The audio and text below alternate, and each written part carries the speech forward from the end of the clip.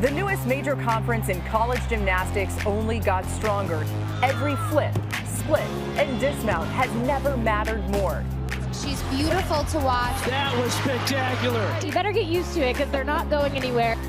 Welcome to the 2025 ACC Gymnastics Championship.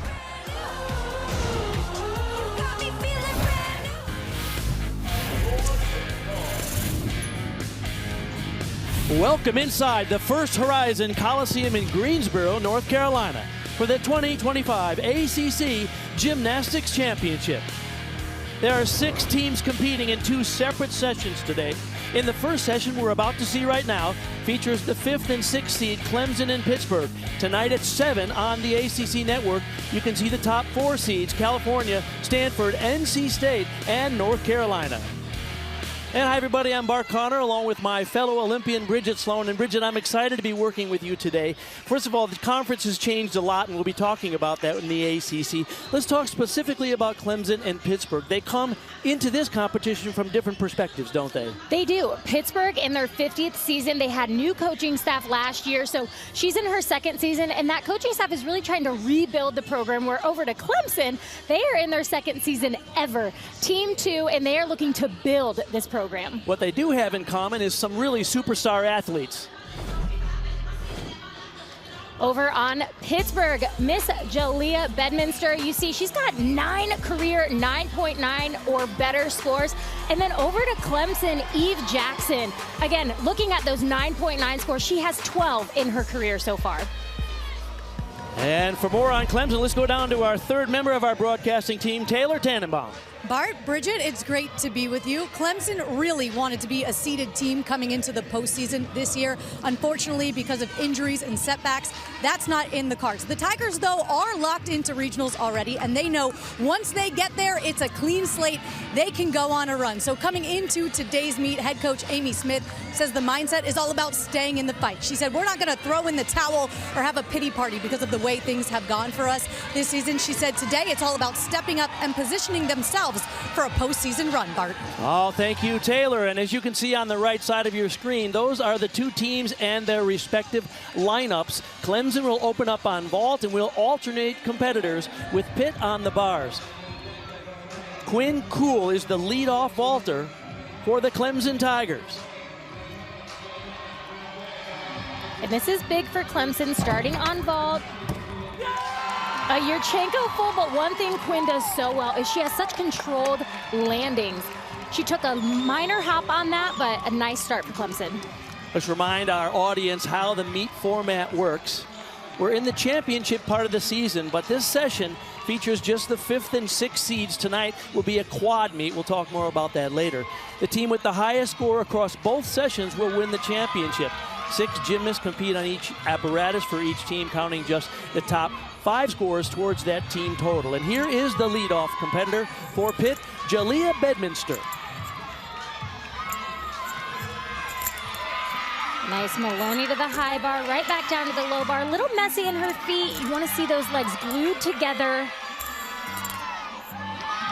Beautiful cast handstand. And the dismount, double layout. Oh, nice. Wow. And gets the stick. Awesome start for Pittsburgh on uneven bars. And take a look at this dismount one more time. It's a double layout. I love that her legs are glued together, and then what a solid finish with the stick. Great opening competition run there for this first session. The 2nd vaulter up for Clemson is Maggie Holman, the sophomore from Raleigh, North Carolina. Quinn Cool, we're waiting on her score. Clemson, as you mentioned, just in their 2nd year, but boy, they sold out 5,000 season tickets holders this year. They have just gone from basically dirt to one of the most celebrated programs in the country. There is their head coach, Amy Smith herself. She has coached for more than 20 years in various schools. Just her 2nd season at Clemson. She was at Utah State for a few years before, and when she got the opportunity to come to Clemson, 6 of her athletes followed her across country and completed their careers here at Clemson. She has done just an outstanding job at not only putting a good team on the floor, but also building a huge fan base immediately. And Bart, it speaks such volumes that she did have athletes that traveled with her. You know, they didn't have to move over to Clemson, but it's such a cool opportunity to be part of the beginning of a program. And she's done such an amazing job in her second season of, again, building that program up, because who doesn't love gymnastics? Maggie Holman. Big ball, front pike with the half. Big step on that landing. Great amplitude off the vault. Coming after Quinn's 9.775.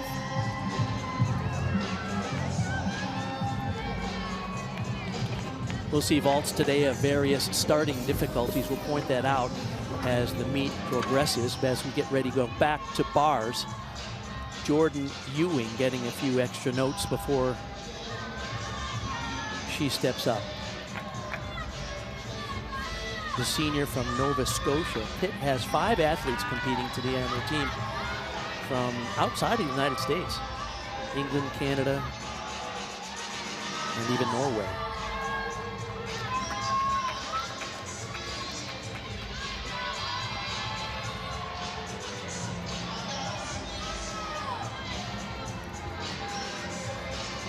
First score came in on bars for Jalea Bedminster. It's a 9.825. And that brings up Jordan Ewing. Once again, 6 athletes will compete. You count just the best 5 of 6 scores towards the team total. So you can have 1 mistake, but if you have 2 mistakes, it can be devastating to a team score.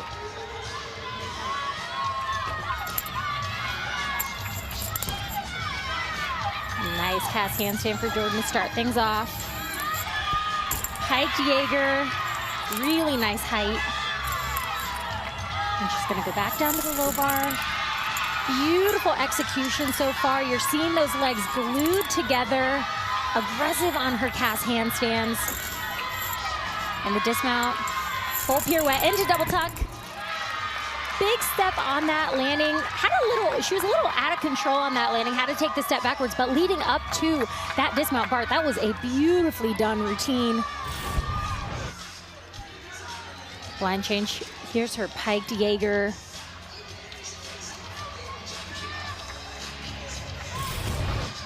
Very nicely done. We'll go back to vault now.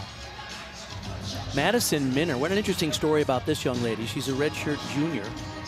She was a local walk-on gymnast onto the Clemson school. She was just going to go to school there, and then they invited her to work out with the team, and she earned a spot on the team. So she has vaulted exceptionally well. In fact, she has all year long, she has competed this 10.0 start value vault.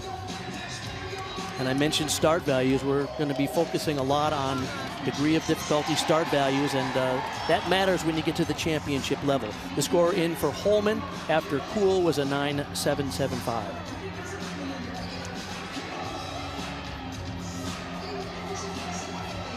And Bart, you mentioned this is a big moment for Madison. Tuck 1.5 and gets the stick. Really well done. Again, you talk about an athlete that just was going to Clemson for school, ends up being on the gymnastics team. Just an amazing athlete. You know what's great is this is a tucked Yurchenko 1.5, and you see the assistant coach there, Eric Lewis. He's so pumped up because when she showed up in the gym, he goes, you know, I think I can teach her that vault. And she just killed it. Great job here in the first rotation for Clemson on the vault. Some of these scores are taking a little longer than normal. Probably worth pointing out that this is the first meet of the year where they actually have 4 judges. They're taking the high and low scores of each event, throw the scores out, and they average the 2 scores in the middle for each individual gymnast. So there's a little more negotiating going on, let's just say, among the judges. I don't know the best way to say that. I think that was perfect, Bart. Okay. Jamie Pratt next to go after Jordan Ewing got a 9.75. Starts things off. Big release here. Ray, very well done. Toes perfectly pointed.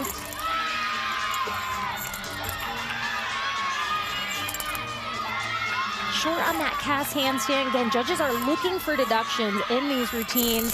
See if she can get the stick. Nice. Yes, she can. Jamie is a beautiful bar swinger, has such nice control in all the elements she does. The judges, the last thing they see is the dismount, and she gets the stick. Transfer well from done. Arkansas. She was super consistent in their lineup. Now a junior competing for Pitt. Tara Walsh, senior from Waterford, Michigan. Coming up after Madison Minner, stuck that 1.5 twister, got a 9.875. That's a season high. What a time to do it. And Tara's got a big vault here.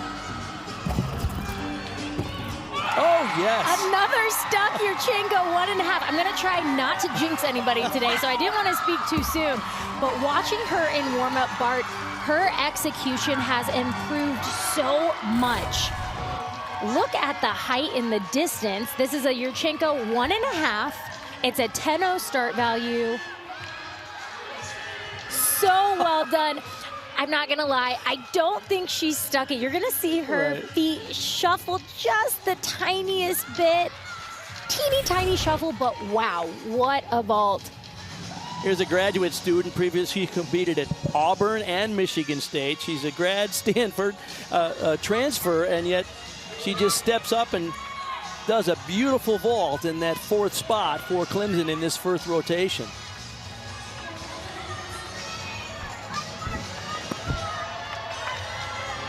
Julie Matzo will be next up. She is one of the foreign athletes. She's from Norway, international experience.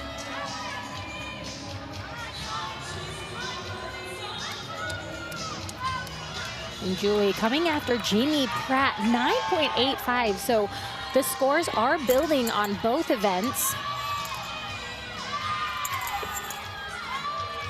Want the audience to watch out for her dismount. I think it's cool because it's kind of a throwback to the good old days of gymnastics. Tell me if you like it.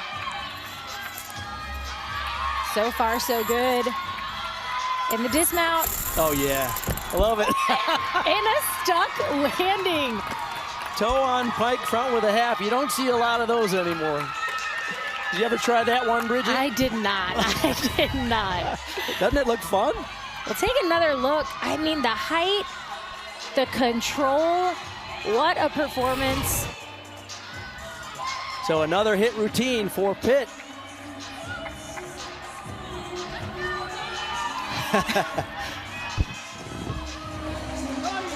Eve Jackson now, the senior from Los Angeles. Coming after Tara Walsh, got a 9.9 career high for almost sticking that 1.5 twister. And this is big. It's another Yurchenko 1.5. Oh, little under rotation there. You saw, I think she was a little bit too close to the safety mat, which is that yellow piece of equipment right by the springboard.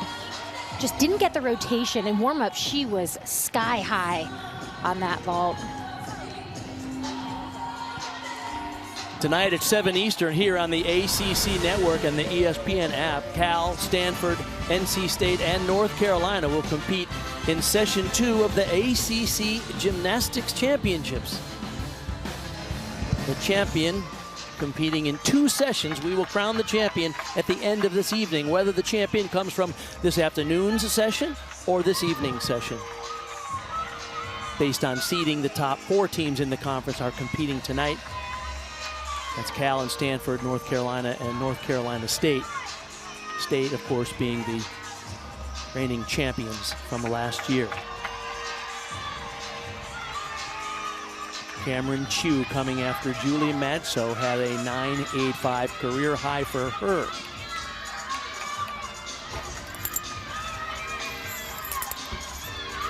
Cameron has beautiful lines. You see, again, those legs glued together. Nice straddle Jaeger.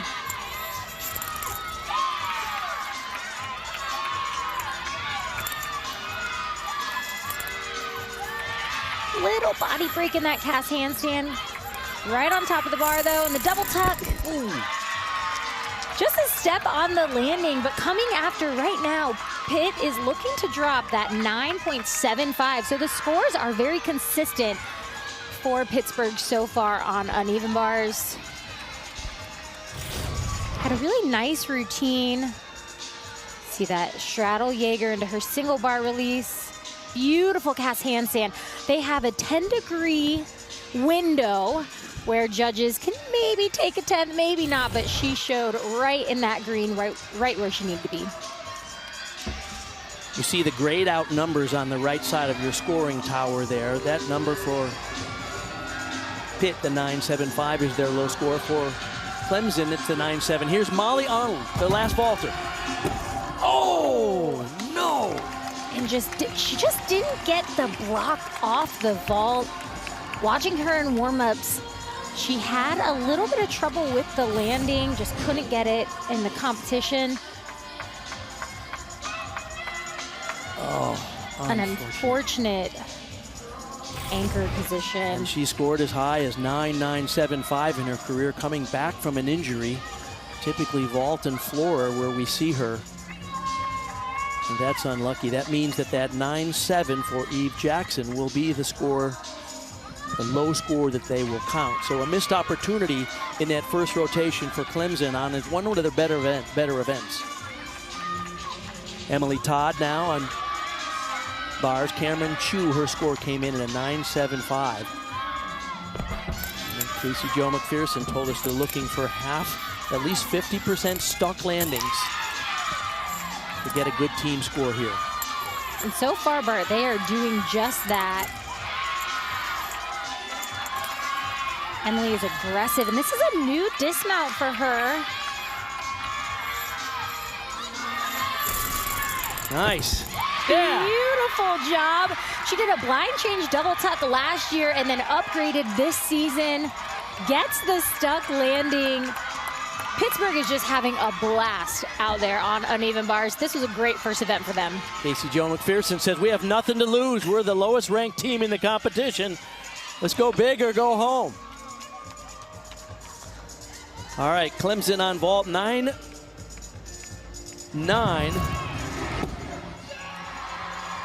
9.875 for Madison. And then Walsh with the 9.9. The final score was Molly Arnold, only a 9.15. Taylor's got their coach, Amy Smith, right now. Taylor? Coach, how would you assess your first rotation there on vault? I thought it was a great start. You know, I mean, Madison Minner drilling that 1.5, and then Tara, I think that was her highest score of the year. So, I mean, we set up a solid 49, and we're rolling. So excited about it. You guys had Bridget and Bart going crazy up there in the booth. What's your message to your team heading over to bars next? Just execute and show up and do your job and keep it rolling. We're doing good. Thanks, Coach. Thank you. Go Tigers. Guys.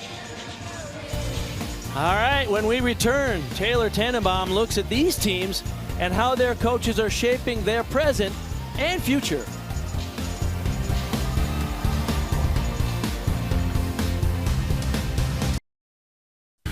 Welcome back to First Horizon Coliseum as we get ready for the second rotation. Here's how these two programs compare. Pitt's inaugural season back in 1975, so they're celebrating 50 years. For Clemson, this is only year 2, so a ton of history, not just yet, but they're getting there. Clemson did, though, have a great year 1, punching a ticket to regionals, while Pitt hasn't been to the postseason in a little bit of time, since 2018. But both of these teams, you can see and sense that momentum building, setting program records the last few years. And really for both programs, the future is really bright with the young talent that they have. Panthers head coach Casey Jo McPherson, when talking to us about her freshman class, she highlighted their composure. It's different, and she added that every freshman on this year's roster got competition experience, which will pay dividends for them down the road. As for the Tigers head coach, Amy Smith has really had to rely heavily on some of her underclassmen this season, like Quinn Cool and Hannah Clark, who have stepped up huge in the wake of all their injuries we've already noted, Bart. All right, thank you, Taylor. And of course, we remember when these young ladies were competing. Amy Smith, get this, she was the Big 8 vault champion in year 1 at Oklahoma. Then she transferred to UCLA and ended up becoming a Pac-10 floor champion. Casey Jo McPherson, of course, competed for Arkansas, where she's an 8-time All-American. So these coaches know what they're talking about, and it's no wonder that they have such outstanding programs. All right, more of the ACC Gymnastics Championship Session 1. Pittsburgh has a lead by just under 0.2 of a point.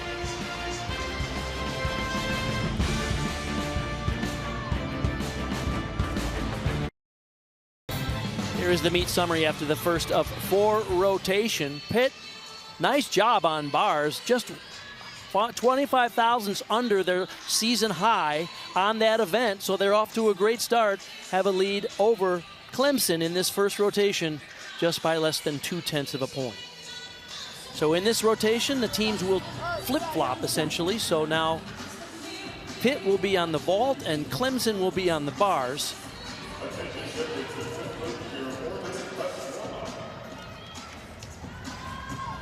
Pittsburgh season recap. This is their second season under Casey Joe McPherson. Had a season high last week, 196.575 versus West Virginia, one of their best meets of the year. That's their second highest score in program history, and they've been around for 50 years. 6 gymnasts post 9.9 or better.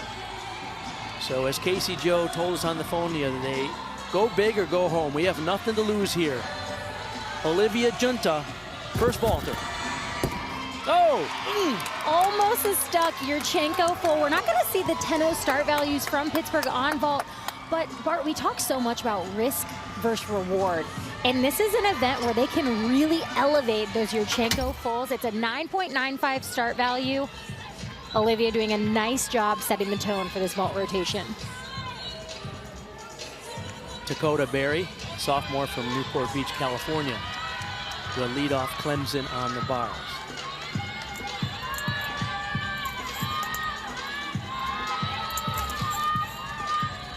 Dakota has nice lines, a little messy in those legs. You saw the leg separation. Want to keep those legs glued together. Wasn't able to get over on that first pass Hansen. You saw her do that element again. And just the dismount here. Floaty double layout and a stuck landing. Let's go down to Taylor.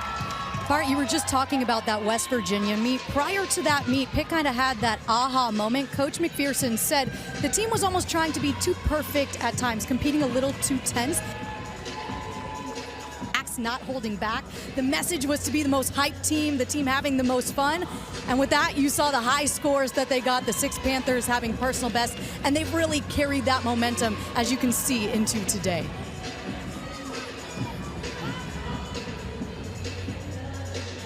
It's really great to see these former athletes just stepping up as coaches and seeing how successful they have been. Bridget, of course, you're a million-time All-American. Have you ever thought about coaching in college? I've thought about it, but I love being able to be involved in the sport and giving back to a sport that gave me so much. And when you see these athletes that are transitioning into coaching, it's so relatable. They can relate and really empathize with the athlete and what they're going through, which at the end of the day, these are student athletes. They're young women that are going to be going out into their adult lives after graduation, so they're really being set up for success. Score for Olivia Genta was a 9.6. Not exactly the leadoff score that Pitt wanted. Jamie Pratt now. Another Yurchenko full. A much better height and much better distance with that vault. Jamie not afraid to go big on vault. Another Yurchenko full. Coming after Olivia. So that 9.6 part, that is really going to be the score that Pittsburgh is going to want to drop. So we're going to hope to see those scores improve as we go down the lineup. Eve Jackson, she is set to go on bars. Dakota Berry's score came in as a 9.7. Interesting story about Eve Jackson. Of course, her uncle is NFL Pro Bowler Deshaun Jackson, football superstar. Beautiful release right down to the low bar. Eve didn't have the first rotation that she wanted. This is a big moment for her.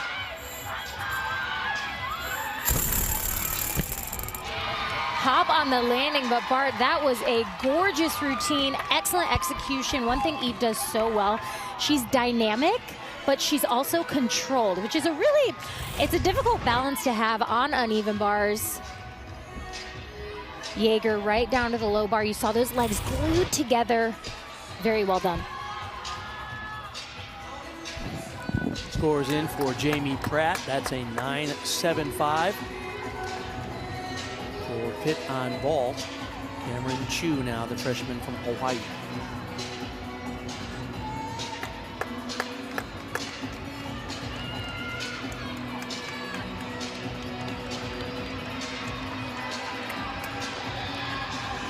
Cameron hasn't stuck a vault yet in competition.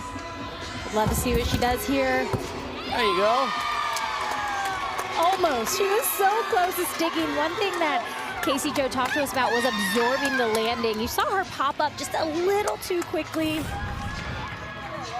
Another Yurchenko full here. Great body position throughout, but right there, you saw her legs. They didn't bend quite enough to really absorb the landing, but very minimal hop on that landing, so a really nice job for Cameron.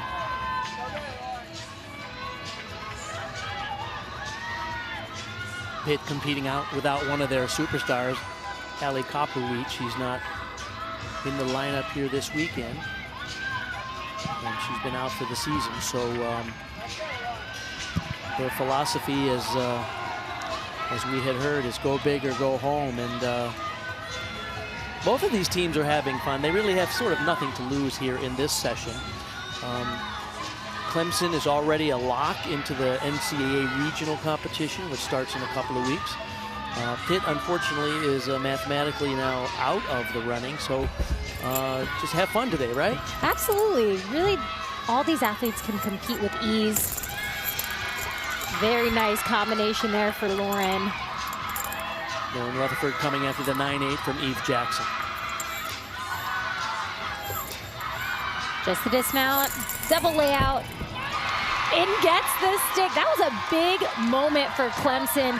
Get things back on track after Eve. And take another look here. This release, this is a ray, and then right down, immediate bail. Little combination bonus for her, and then sticks this double layout. She's been dealing with a nagging knee injury, so she's been limited to just uneven bars that transfer from NC State, but happy with that effort. Kennedy Duke from British Columbia next up after Cameron Chu's score came in as a 9.8. Very nice Yurchenko full. Would love to see Pitt really hone in on those landings. They've got great execution off the vault. Kennedy just a step on the landing there, coming after Cameron's 9.8.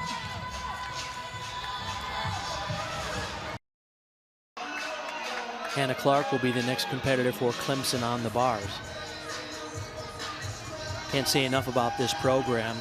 They finished second in the ACC last year behind NC State.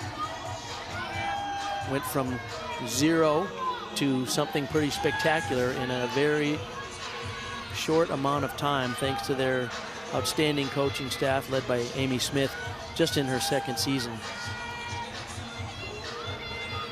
The team goal right from the get-go was being legendary and making history. I think they've already done that, wouldn't you say so? I think they have accomplished just that. And once you get the ball rolling, just continue that momentum.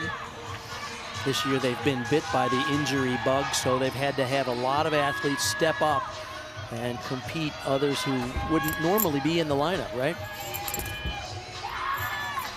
Hannah's a very beautiful bar swinger, great lines. Oh, nice.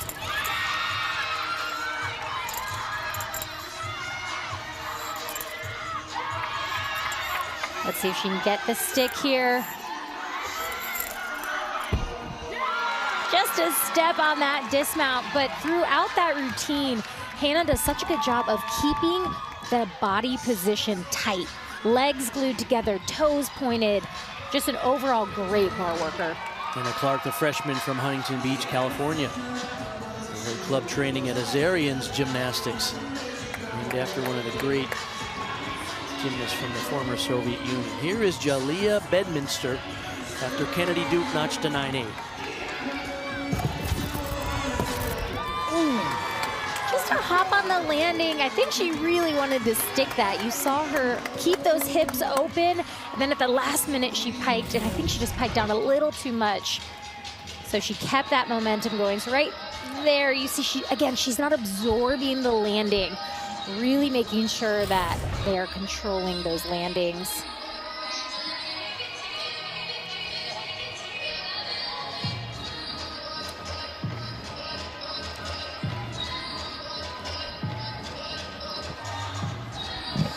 Go down to Taylor. Jalea Bedminster, I know you see the smile constantly on her face, but she's known as the resident hype woman for this Pitt team. She's the one that brings the fun and always has the smile on her face. She's dancing, having a good time, and I know coach is relying on her, especially in today's meet, to bring the fire for this Panthers team.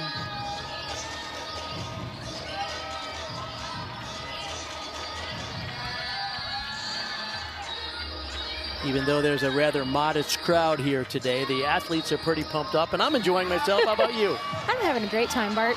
It's amazing how much NCAA gymnastics has grown. This weekend, of course, all the conference championships are taking place all around the country. There's a lot going on. Here is Quinn Gould, the 5'8" gymnast from Clemson. Really nice combination. Had some trouble with that in warm-ups. Quinn is a competitor for this Clemson team. Oh, tiny hop on that landing, but a very clean bar set for Quinn Gould. Their last two scores for Rutherford and Clark were both 9-8, 2-5. So Clemson taking the lead and building on it. Beautiful cast handstand right where she needs to be, right on top of the bar. And a nice double layout. Just a tiny shuffle of those feet and a hop on that landing. But again, throughout that bar routine, so clean and concise. I mentioned 5'8". That doesn't sound very impressive in most sports, but in this sport, she's a head taller than pretty much everybody else out there. Here's Cesarone now for Pitt. Very nice Yurchenko full. Elizabeth has great amplitude off the vault, and one thing she does so well is watch her body position throughout. A lot of athletes do the Yurchenko full and they pike down the landing. She actually extends her hips open, absorbs that landing, and gets a great vault. She's coming after this 9.775 for Jalea Bedminster. So the score that Pitt will drop on vault will likely be the 9.6 of Olivia Junta in the first spot. But they will probably not break. Well, they could break 49, and a 49, what does that mean in gymnastics terms? That's a 9.8 or better. And in women's college gymnastics, anything between 9.8 and 10 is considered pretty darn good. How many 10s did you earn in your career, Sloan? I believe I had 7, maybe 8. I did get a perfect 10 on all 4 events. The gym slam. Gym slam, I did do that.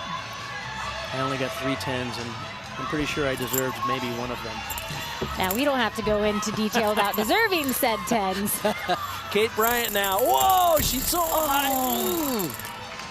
Boy, was she flying on that release move. Gets so high. That was a Tkachev. And this is a great angle to see just what happened. She lets go really early, and you saw her hands behind the bar. When these athletes are doing these single bar release moves, they need to have their hands over the top.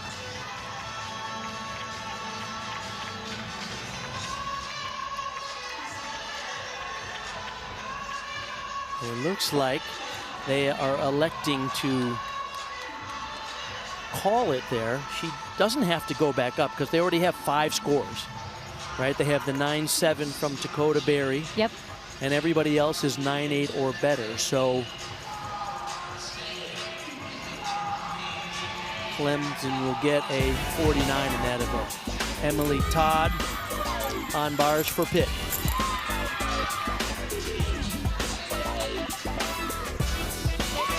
Their high score, 9.9. And Elizabeth Cesarone, their high score on vault was a 9.85. These two teams separated by still less than 0.2 of a point. Let's go down to Taylor. Casey Joe, go big or go home is what you told us this week about the message today. What do you say about your team through 2 rotations so far? We started off super strong on bars, got 4 stuck landings, which is awesome. You know, we came over to vault, didn't get as many sticks, but we had some really dynamic vaults, so we're really excited about where we're at. Heading to floor, what is the mindset next? Having fun, putting on a party. Thanks, Coach. Thank you. Guys. All right, session 2 of the ACC Women's Gymnastics Championship is tonight. And when we return, we'll take a look at the history of the championship and the teams competing for the title.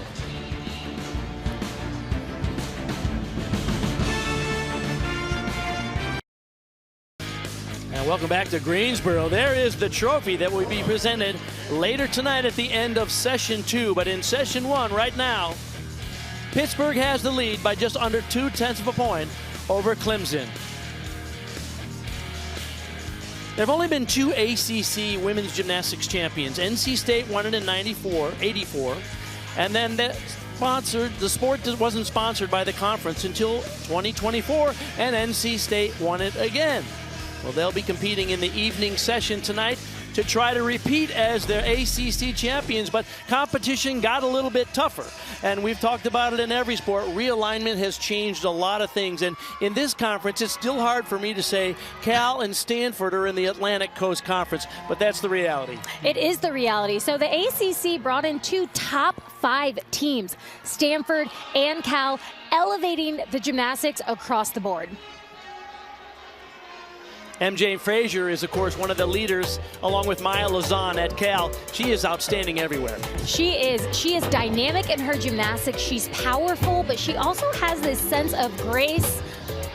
Just a true competitor in her junior season, so have no fear. We will have her for another season. She has just been a rock star for this Cal team. Take a look at the accolades of the teams that we'll see tonight. California, top 11 in the NCAA on all 4 events. They're very balanced. Stanford had 5 gymnasts named all ACC. That's the most in the conference.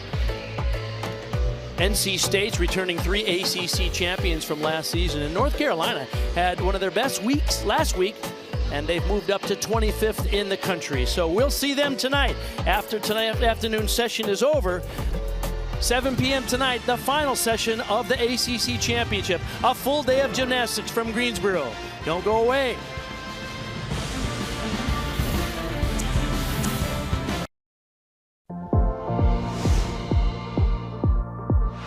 My favorite movie is Karate Kid. My favorite hobby is shopping. One thing I can't live without is talking to my family.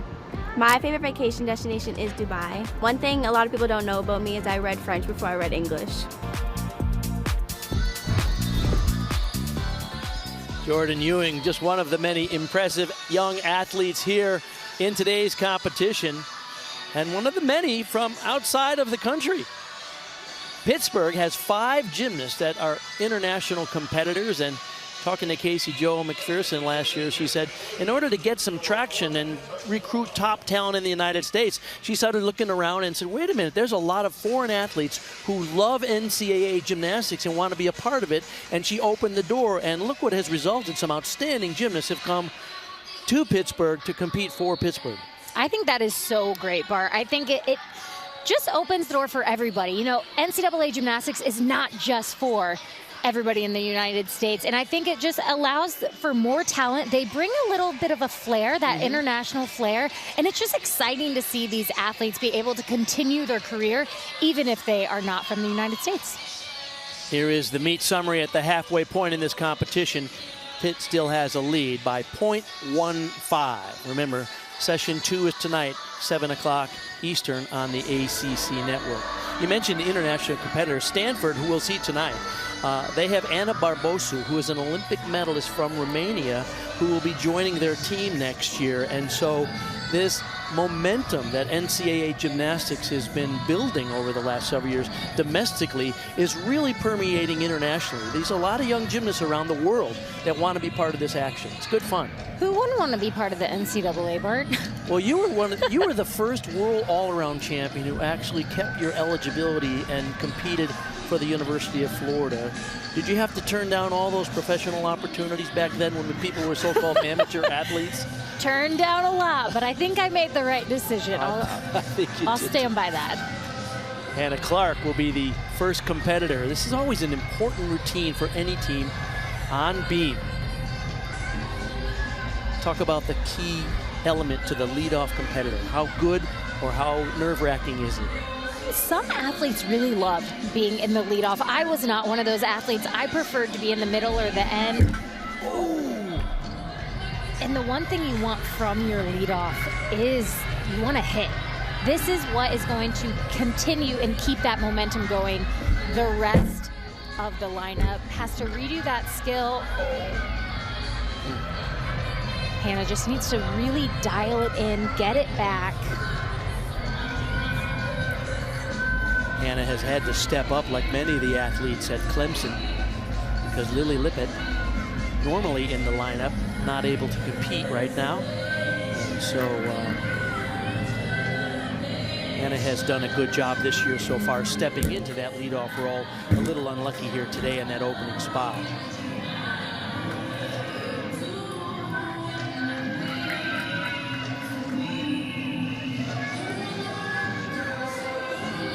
Just the dismount here for Hannah. Round off double twist, gets the stick. An unfortunate start to that routine. Gonna take another look on the mistake. This is a front toss. And you saw that really her entire right side dip. And on these elements where you are flipping over the beam, it is so important to be just right over the top. Really fought for that, but unfortunately just couldn't stay on. Well, I love that tight shot, just showing how they're trying the hard as they can to grip that 4-inch wide beam with their toes. Elizabeth Cicerone will lead off Pitt on floor. They have the lead by 0.15.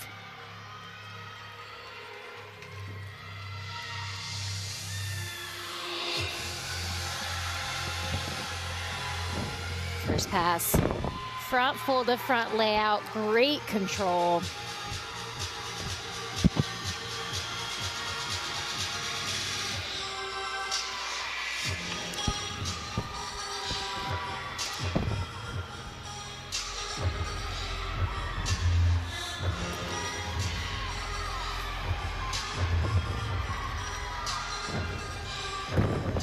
Beautiful double pike. You saw her have a little bit too much momentum there, but held it on.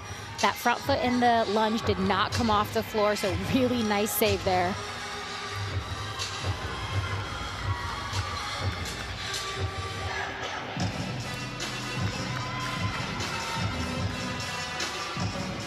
Cicerone was in a leadoff spot last week against West Virginia. Their season high score. She had a 9-8 to lead off Pitt on that event.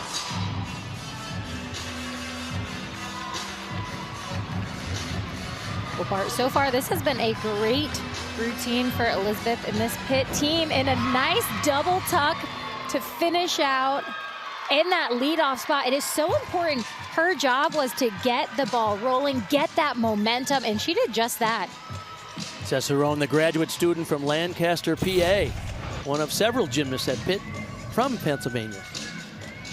And this second pass, this is a double pike, and watch those shoulders, they fly back, but she has so much, really she's a veteran competitor, able to save it with that landing and a nice finish with that double tuck.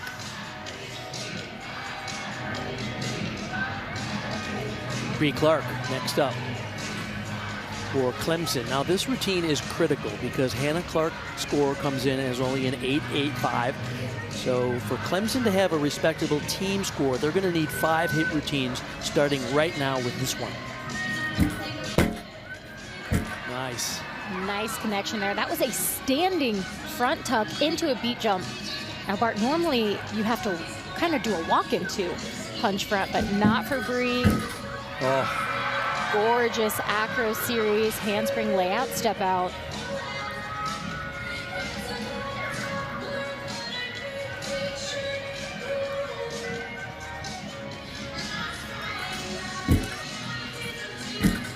Maria is so dynamic with every element she does, especially on beam. She's not afraid to go big.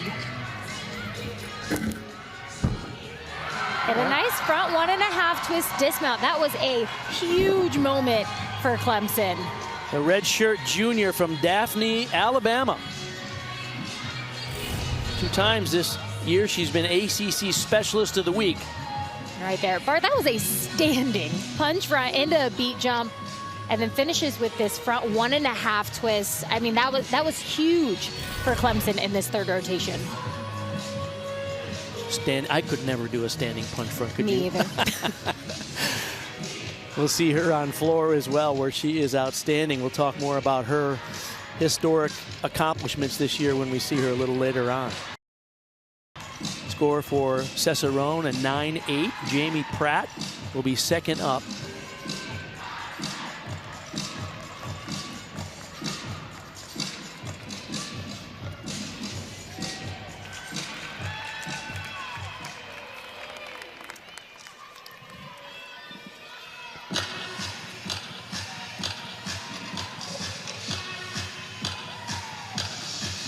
Jamie has such a fun routine here. She is pretty much going to smile throughout this entire floor routine.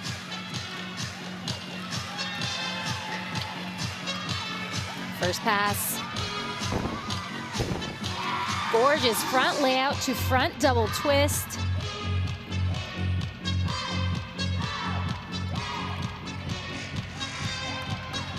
She had a solid 9.85 on bars in that first rotation for Pitt.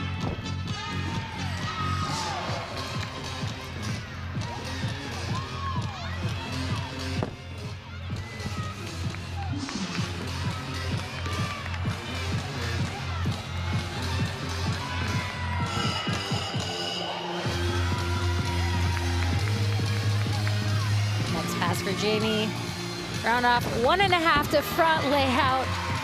So well done.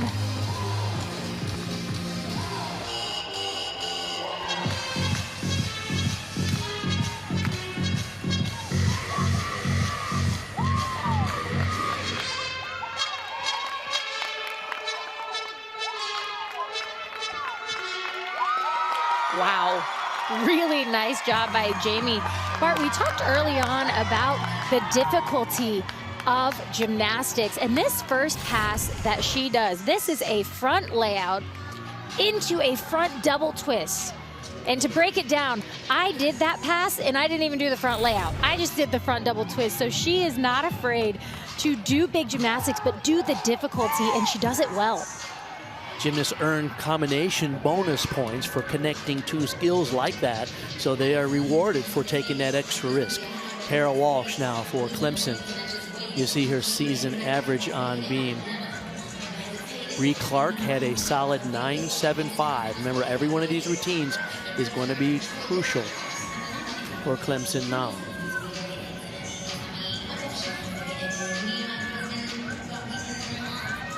Acro series, handspring layout, step out, beautifully done. Saw her get right to her finish.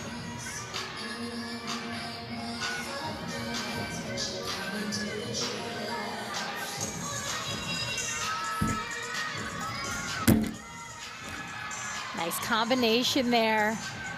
Cat leap to front toss to beat jump. We mentioned Hannah Clark starting things off with that unfortunate fall. Bree Clark coming after, and Tara. Right now, these athletes are doing exactly what they need to do.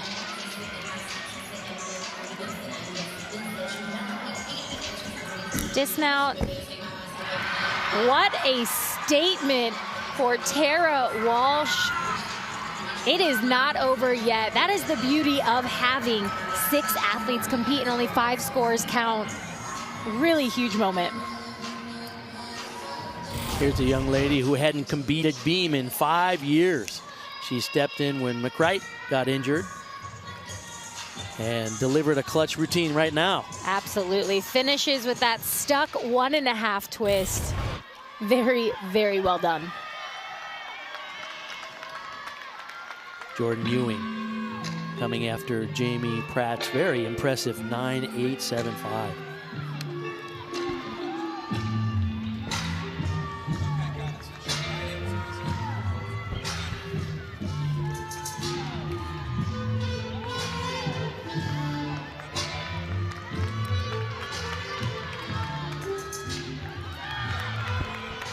First pass for Jordan. Nice 1.5 to lay out, little combination to get things started for her.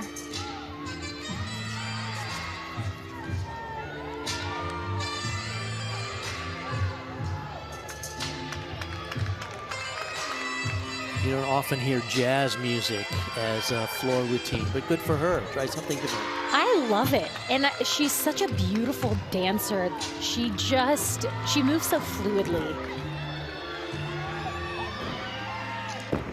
And then she puts up huge tumbling. That was a double tuck.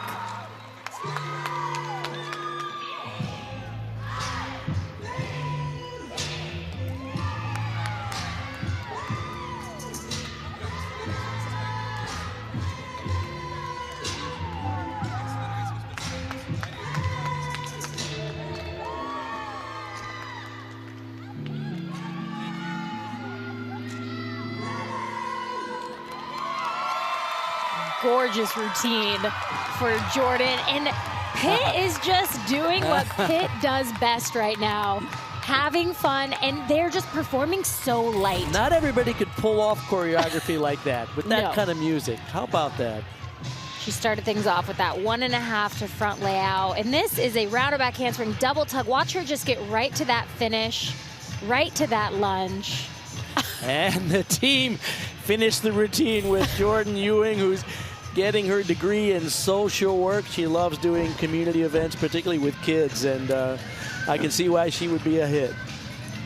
Sierra Church now, after Tara Walsh had a 9.775. So Clemson has 2 hit routines after that first miss.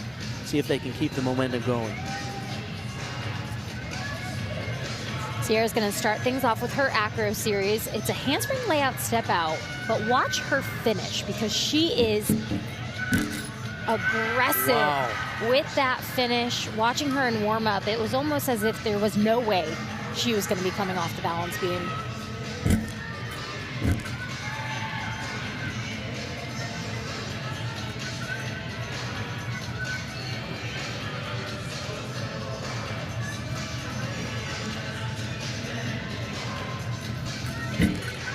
Side aerial into split jump. Nice connection there. Judges are looking for deductions, and a big area of deductions on balance beam comes from the combination skills.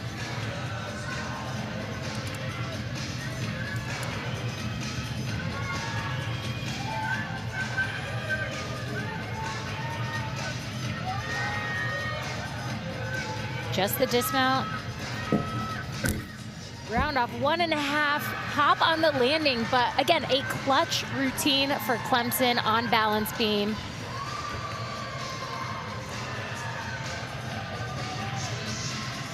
And this acro series, it is a requirement in this handspring layout step out. I mean, she is just aggressive to that finish right over the top. Beautiful execution and extension in her leaps, the toe point. I mean, that was a gorgeous routine. Judges are looking for that required 180-degree split in those leaps and jumps, and hers were beautiful.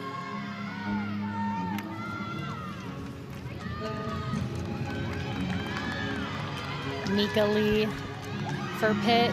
This is big. Oh! Huge front handspring double twist. Had a little too much momentum there. Maybe she should add a half. Front 2.5.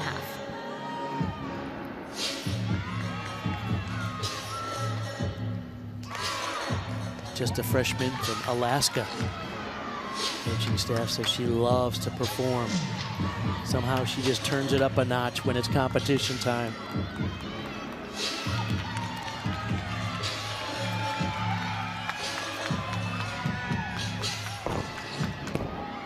Beautiful. Round off half into a 1.5 twist.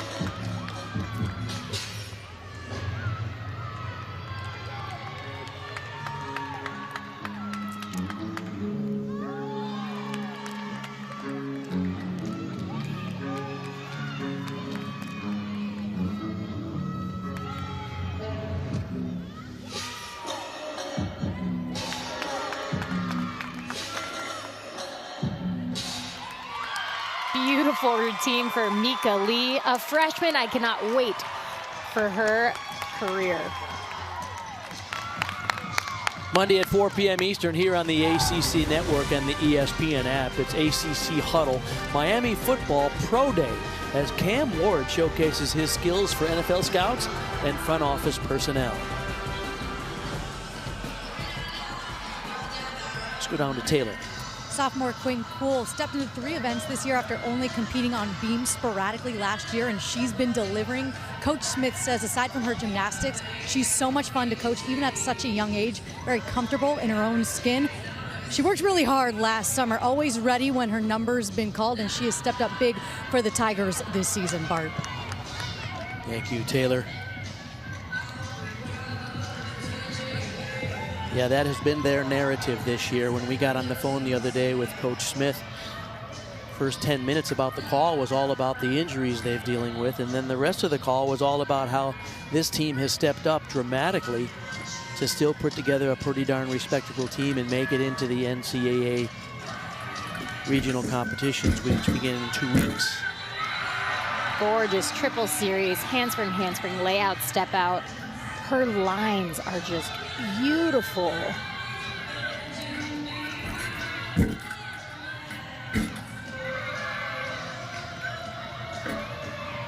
I mentioned she's 5'8" earlier, and it's interesting because when you're that much taller, your center of gravity is higher off of the beam. It's got to make it just a matter of physics. It's got to be more difficult. I would assume so, Bart. I don't know from personal experience what that is like, but well, think about a gymnast like Simone Biles, who's 4'8" or 9. She's nearly a foot closer to the beam, which gives her maybe a bit of an advantage physically. Well, either way, Quinn Cool putting up a big routine for Clemson. I think she uses her height to her advantage, honestly. Because this triple series, handspring, handspring, layout, step out, she just floats through the air. Gorgeous execution and a round off. Tuck 1.5, dismount. Clemson is not giving up. They started with that mistake, but every single routine after has been getting better and better. There have been 3 straight 9-7 pluses. Should be a good score for Quinn Cool. Emily Todd now. Speaking of good scores, Pitt, everyone is 9-8 or better, including Jamie Pratt's 9.875. So Pitt hoping to extend their lead here. Gorgeous double pike to start things off. One thing Pitt has really impressed me on this floor rotation is their control and their landings. The floor exercise on podium sometimes can be a little extra bouncy, and it can really throw athletes off, but Pitt is really honing in not just on the difficulty of their tumbling, but the ending and their finishes. You mentioned the equipment's up on a podium. That's essentially like a 3.5-foot riser, like staging. And all the equipment is up on top of that podium for championship part of the season, conference and NCAA championships. And so all the equipment takes on a little bit of a different dynamic when it's on a bouncier surface, doesn't it? Absolutely. It can be an advantage or not, depending if you know how to control it. Front tuck to double tuck. Oh. And just what we were talking about, that little extra bounce. Wasn't able to control that landing, but right now, Pitt has really been doing a strong job on floor exercise. This last pass, it's a front tuck step out to double tuck, and she just, you see that momentum moving backwards. Her shoulders kept moving, unfortunately taking her out of bounds, which will be that neutral deduction, no questions asked. Now there's a very, very important routine coming up now for Clemson. Take a look at the scores on the right. That grayed out number for Hannah Clark is an 8.85. That's the score they need to drop. You see all the other scores are 9.7 or better. So in order to get a respectable beam score as a team, they need to hit right now. She had some trouble with this in warm-up. Not when it counts. Bart, I think I saw her do that series at least 6 times, and she kept going to the left side and pulling to the left side. Looks like she figured it out because they needed that acro series to stay on. One of those gymnasts that was a transfer from Utah State when Amy Smith came to Clemson. Has been limited a little bit because of injury, but wow, they call her the beam queen. You can see why. You don't get that name just by chance.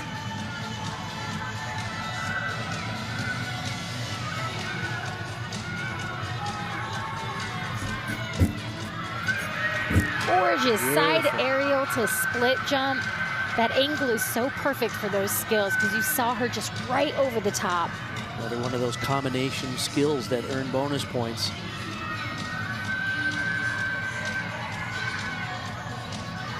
Dismount. All right. Oh, wow. What a finish for Clemson. They started off not the way they wanted to, but wow. Amy Smith, you can tell that she's not only happy, but certainly relieved as well. That was lovely. Just beautifully done, the execution. I love the extension she got on all of her elements and sticks that dismount. What a moment. That's all you need to say right there. Final competitor in this third of 4 rotations will be Jalea Bedminster. Scores for Pitt have all been 9-8 or better. So they are likely to extend their lead, but it depends on what Bedminster can score here. Still waiting on the score for Emily Todd.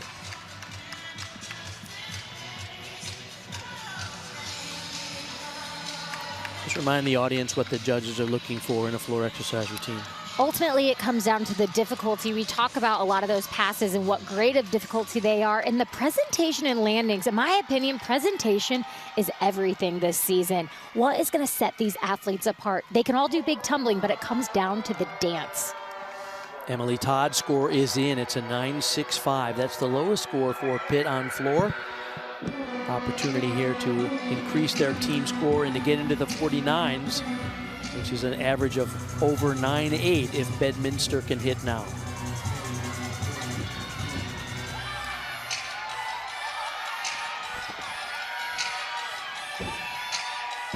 Huge tuck full in to start things out. I watched that in warm-up, and Bart, it looked good. And man, can she deliver.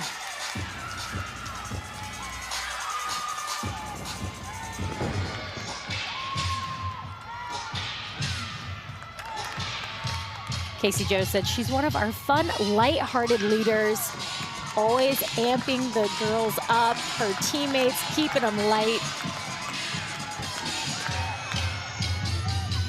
Oh, no! She saves that 1.5 to lay out. That was a very deep squat. Oh, my goodness. How did she stay on her feet? That's miraculous.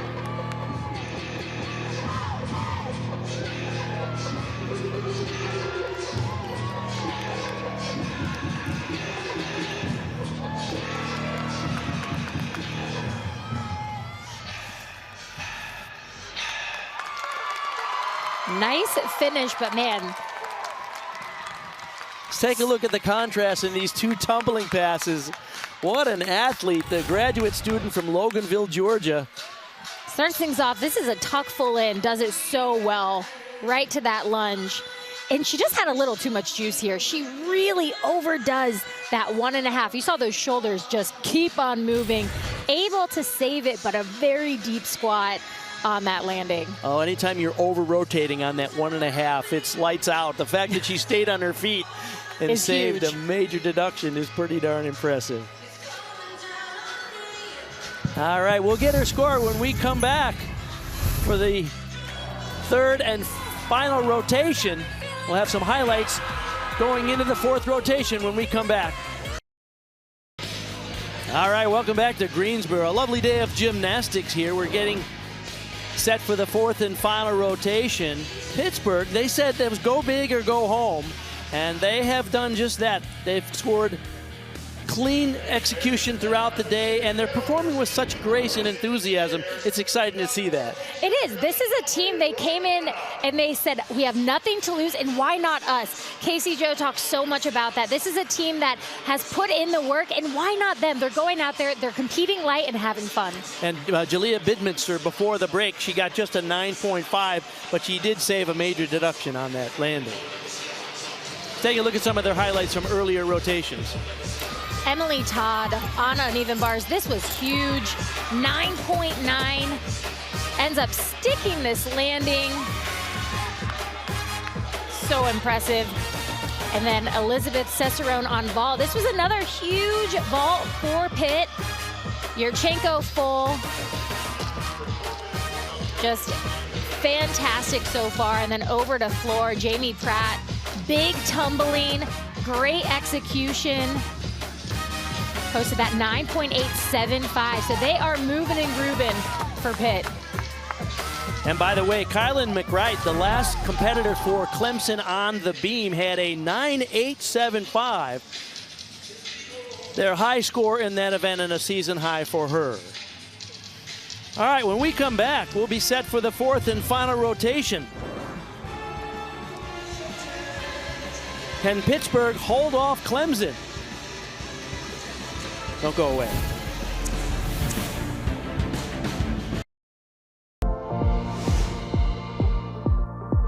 My favorite movie, by far, is The Princess and the Frog.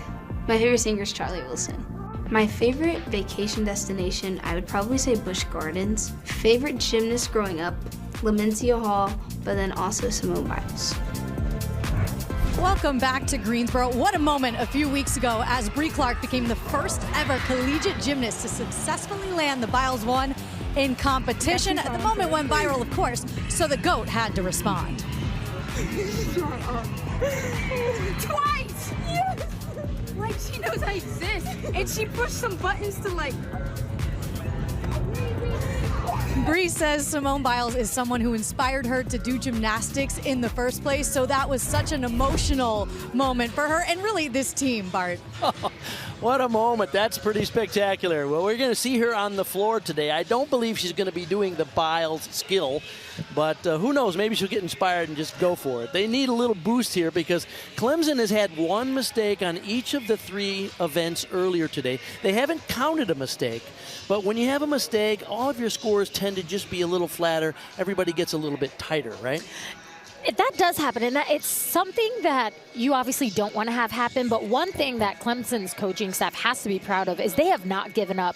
Even with the mistakes, they are able to persevere, push through, and they're still able to put up those big scores. That's a good point. Talking to Amy Smith earlier this week, she said, we're going to scratch and claw every day just to keep going because they had the injury bug this year, not unlike when she was in her second year at Utah State. And they've had to ask a lot of athletes to step up when many of their heavy hitters were not available for the lineup. So Amy Smith has her team qualified to the NCAA Regionals, which begins in a couple of weeks. 36 teams in the United States make it into the Regionals, and Pitt, unfortunately, mathematically is out of it. So this is an opportunity, not out of this competition, out of the NCAA championships. However, this is an opportunity for Pitt here to pull off a win if they can. They've had a couple of good meets in a row, and today they've been quite consistent, and they're competing, as their coach Casey Joe McPherson told us, with abandon. They're going for it. They are, and Mika Lee starting things off for Pitt on balance beam. She had a gorgeous floor routine, so right now Pitt is just trying to keep that momentum up. Nice acro series, handspring layout, step out. Mika Lee, the freshman from Palmer, Alaska.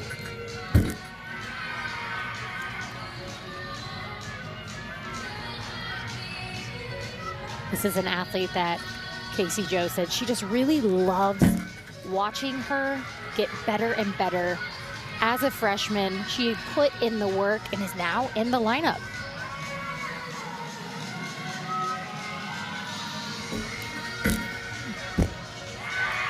Sticks that 1.5. Really nice job for Mika Lee and this Pittsburgh team. She did a nice job on floor in the rotation before with a 9-8. High fives and hugs all around.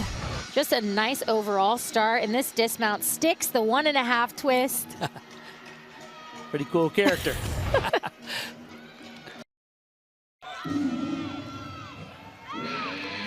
Madison Minner will lead off floor for Clemson.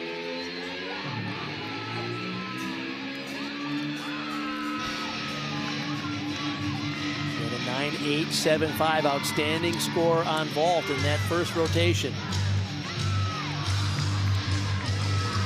Big first pass here. Front double twist. Very nice execution on that. Great height, but great control on the landing.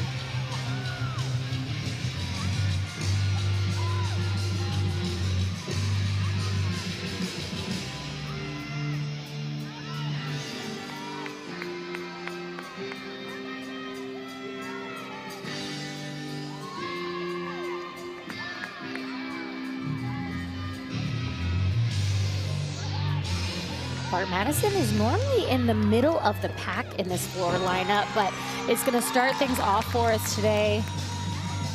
We talked about the injury bug that unfortunately got a hold of Clemson, so having to interchange the lineups here and there has been really beneficial for them. And athletes getting experience. Gorgeous last pass. That was a front 1.5 to lay out, step out. Very nice start, a solid start for Clemson on this fourth rotation. And there's a nice turnout of Clemson fans in the audience. They appreciate that for the local gymnast who was a walk-on, earning her spot on this outstanding team. You would never know that she's a walk-on athlete with the way that she competes. Just such a strong competitor. Teammates love that floor routine. Remember, they only trailed by 0.2 of a point, Pittsburgh, so they're not out of it, and Pittsburgh is on beam. Mika Lee led them off with a 9.725. Remember, these are the 5th and 6th seeds in this conference. The top 4 seeds compete later tonight at 7 p.m., and that's Cal and Stanford, North Carolina, and NC State. We will determine at the end of this evening who wins the ACC Championship trophy.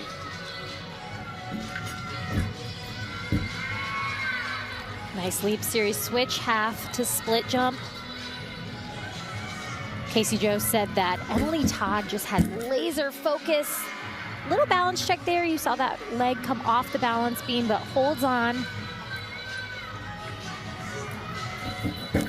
And dismount. A stuck front full. Really nice job coming after Mika Lee, 9.725. Pitt is just continuing to keep that ball rolling. The momentum, the energy is high over there on balance beam.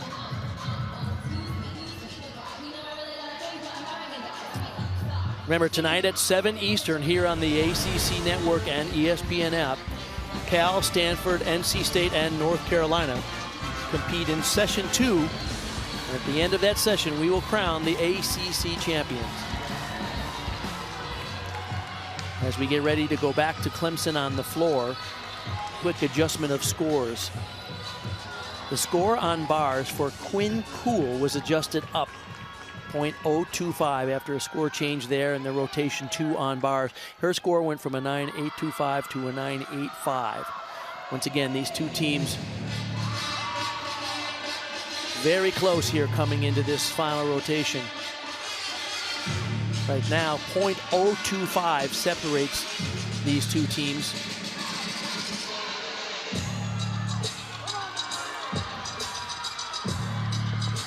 Molly Arnold here. Huge tuck full in, coming after Madison's 9.9. So Clemson is starting off strong in this fourth rotation.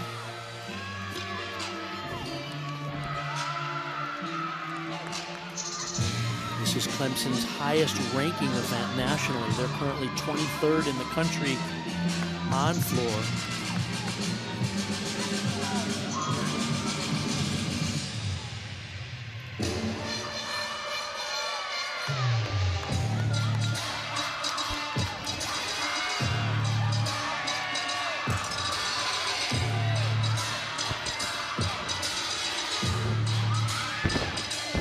Beautifully done. That was a 2.5 punch front. Wow. What a performance. Oh, and a nice recovery. You might remember in the first rotation, Molly had a 9.15 on vault. Not what she had hoped for, but outstanding there. No doubt. Starts things off. This is a tuck full in. Little messy in the legs, but keeps it inbounds. And this right here, combination 2.5 punch front. Great control. So much excitement. Amy Smith never missing an opportunity to promote her program. She said when she wanted to sell out the building, she said the first thing she did was call Mark Cook, who was a coach at Arkansas, and he started their program. And he says, you need to give Greg Marsden a call, the coach at Utah, because they have built a legendary following, over 15,000 at every meet. So Clemson built a huge fan base, learning from some of the best. Nice acro series for Raina Garvey, coming after Emily Todd's 9.675. Raina is a beautiful beam worker from her toe point, leg extension. Just so cool, calm, and collected. She had an early season ankle sprain, and really happy to have her back in the lineup on beam.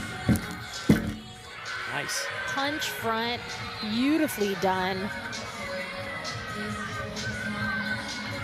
There's a local gymnast from Pittsburgh.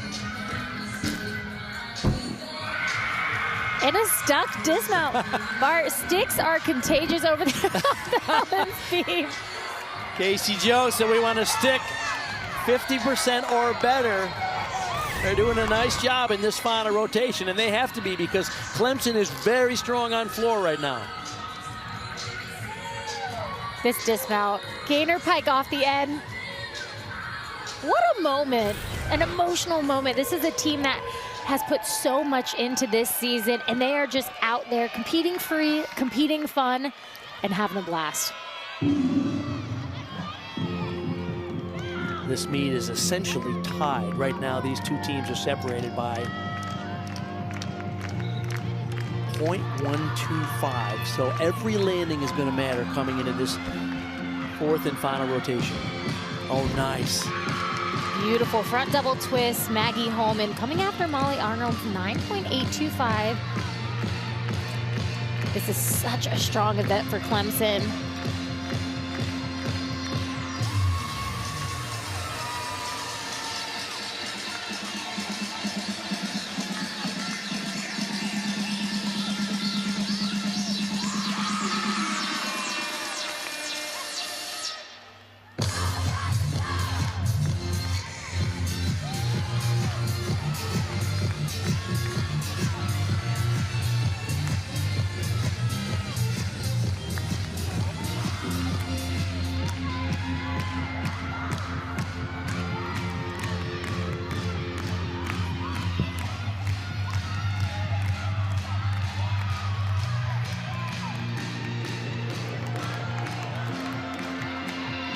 Final pass for Maggie here.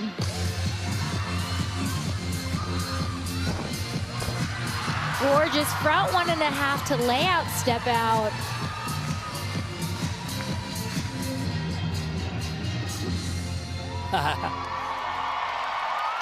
Very nicely done.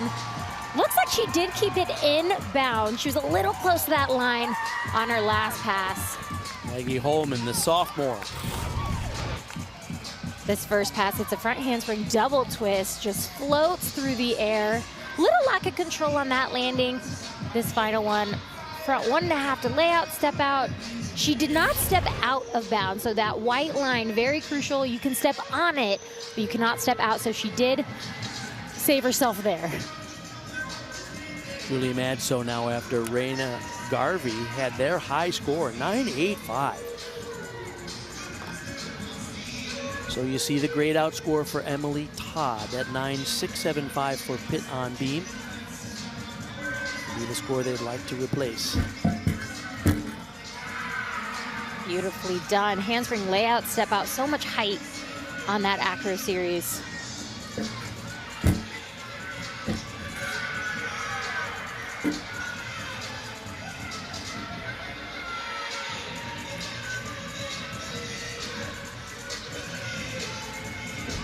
That's one of those international competitors, comes from Esker, Norway.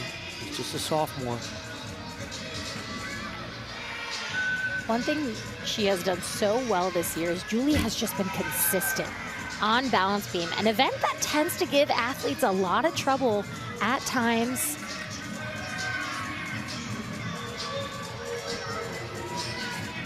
Her dismount is one of my favorites. I love that. In another stick. Talking to Casey Joe the other day, said, you gotta love that dismount. It's a gainer tucked full off the end. It just looks fun.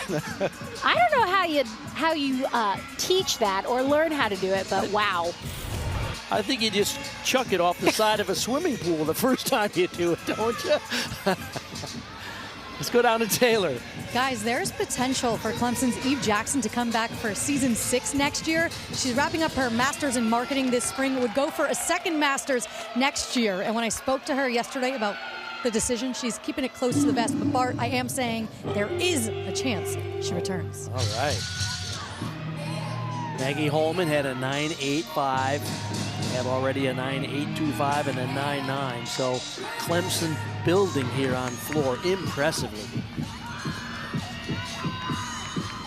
Big first pass. Oh, nice. So well done. One thing I love is she does not grab her leg. So that is an open tuck, full out.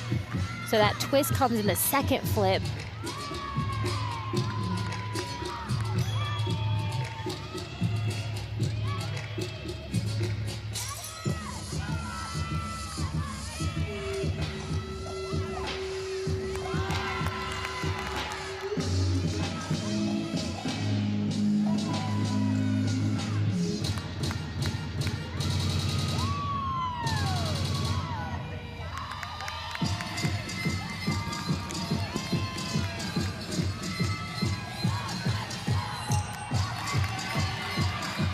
Final pass for Eve. So far, so good in this routine. Front tuck, step out to double tuck. Ooh. Lack of control on the landing, but she holds it in bounds.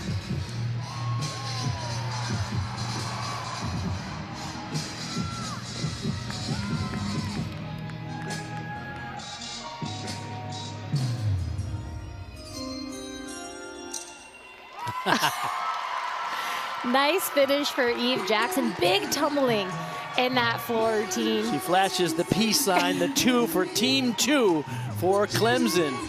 Boy, don't you love that opening tumbling run? It was huge. So this is a tuck full out. You see that first flip is a single tuck, and then she does a full twist in the second. So difficult, but done so well.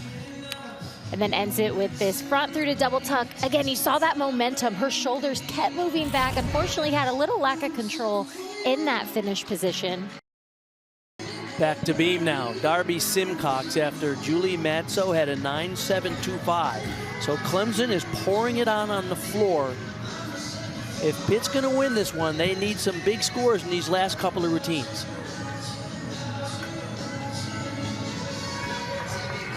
Darby starting things off. That was a double wolf turn. Full turns are required. Oh, and a mistake. Balance break there in that front aerial.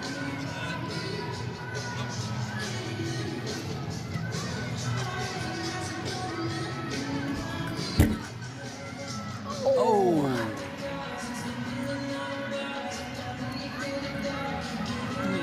This is a requirement for her of connection bonus.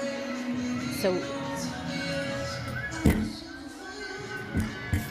changes things up into a front toss to back handspring.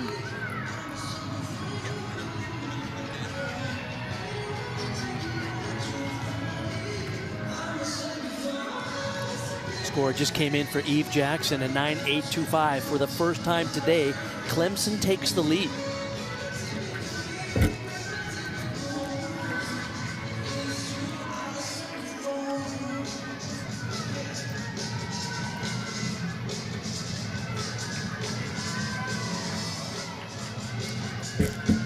Dismount gainer full off the side and another stuck landing.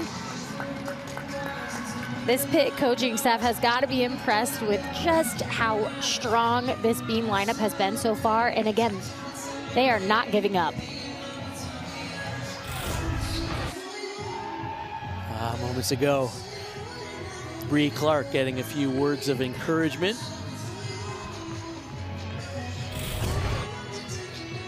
Remember, we mentioned earlier that she's the first gymnast in NCAA history to perform a move that was invented by Simone Biles, the Biles 1. We don't think we'll see it today, but certainly we'll be impressed with this tumbling. Oh, she's got a huge double layout here. Nice. So well done. Bart, we talk a lot about risk versus reward on vault. We really don't talk about it as much on floor, but when you have got just a bag full of tricks, it's a matter of what is going to be the best for the team. Bree Clark starting things off with that huge double layout.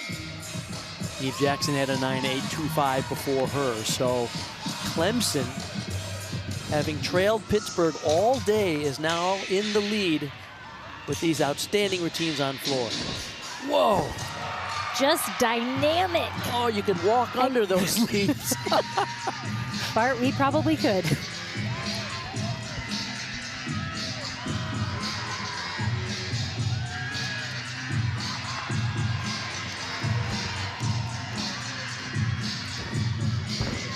Huge. That was a front layout, front full to front tuck.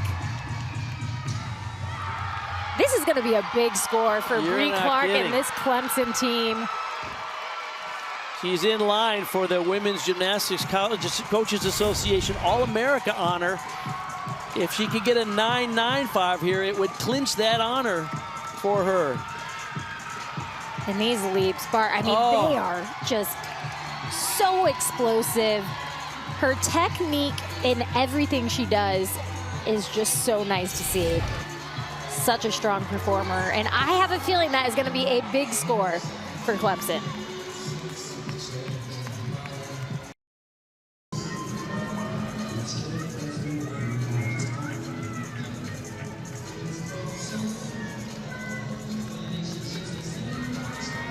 Waiting on a beam score here just adds a little extra pressure on Elizabeth Cicerone. Feels a little bit like when a field goal kicker gets kind of iced by the other team. I know that judges are not doing that on purpose, but how did you feel when you were ready to go and all of a sudden they said, hang on a second, we got... I was never really ready to go. So I was playing, you would see me squishing chalk on the mat, and it was kind of, I was the athlete where I had to look at the judge and I made sure they were ready before I was even getting started in my preparation. Okay, so the score for Darby Simcox is in. It's a 9.425 because of those bobbles. Elizabeth Cicerone will try to earn a score better than that to replace it and still get a decent team score here for Pitt, who has fallen behind Clemson in this final rotation. Beautiful combination there, front toss to back tuck.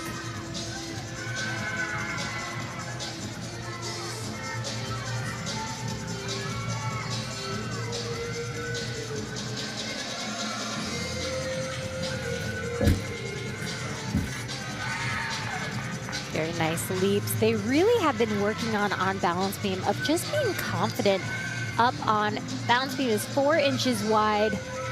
Hardest event in gymnastics, in my opinion, in a stuck 1.5. Bart, I think they stuck every single dismount in this beam lineup. Oh yeah, and you can see Casey Joe, she knows that they are going to lose today to Clemson, but What a great final effort there. They really did fight for those landings. The score in for Bree Clark of Clemson on floor is a 9-9. That means they will clinch this Session 1 competition regardless of what Tara Walsh gets in their final competitor. Remember, the competition for the ACC title is over 2 sessions, so tonight the top 4 seeds will compete. But that means that Clemson, whatever score they end up here, will basically make them the leader in the clubhouse and the team to beat for the 4 teams competing tonight. Tara opening up front double twist. Great height, great distance on that first pass.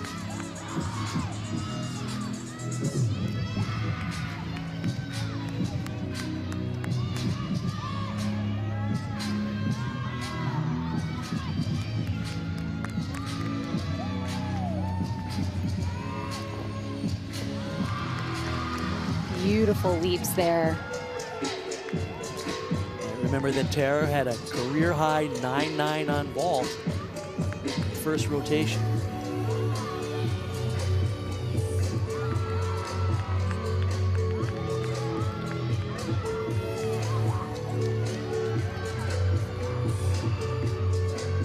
So right now, Clemson is looking to drop one of their 9.825s.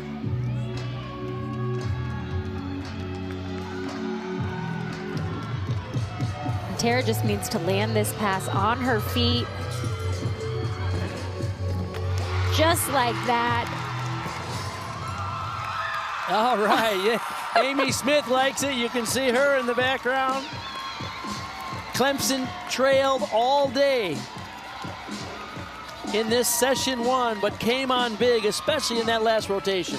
Gymnastics is such an interesting sport, Bart, because it doesn't end until the last athlete goes. It comes down to the final routine, the final element, and this just goes to show that when you don't give up, magic can happen.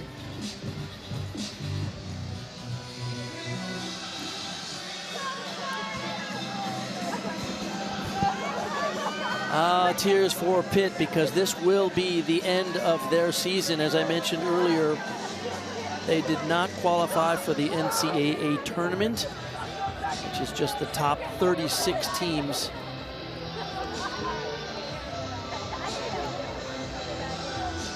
It's possible that some of their individual athletes will qualify to the NCAA tournament, but as a full team, for most of the athletes from Pittsburgh, their season is over today. A thrilling finish here in Greensboro. We'll be back in a minute to wrap this one up. Session 1 is complete. We'll give you a look ahead to Session 2 later.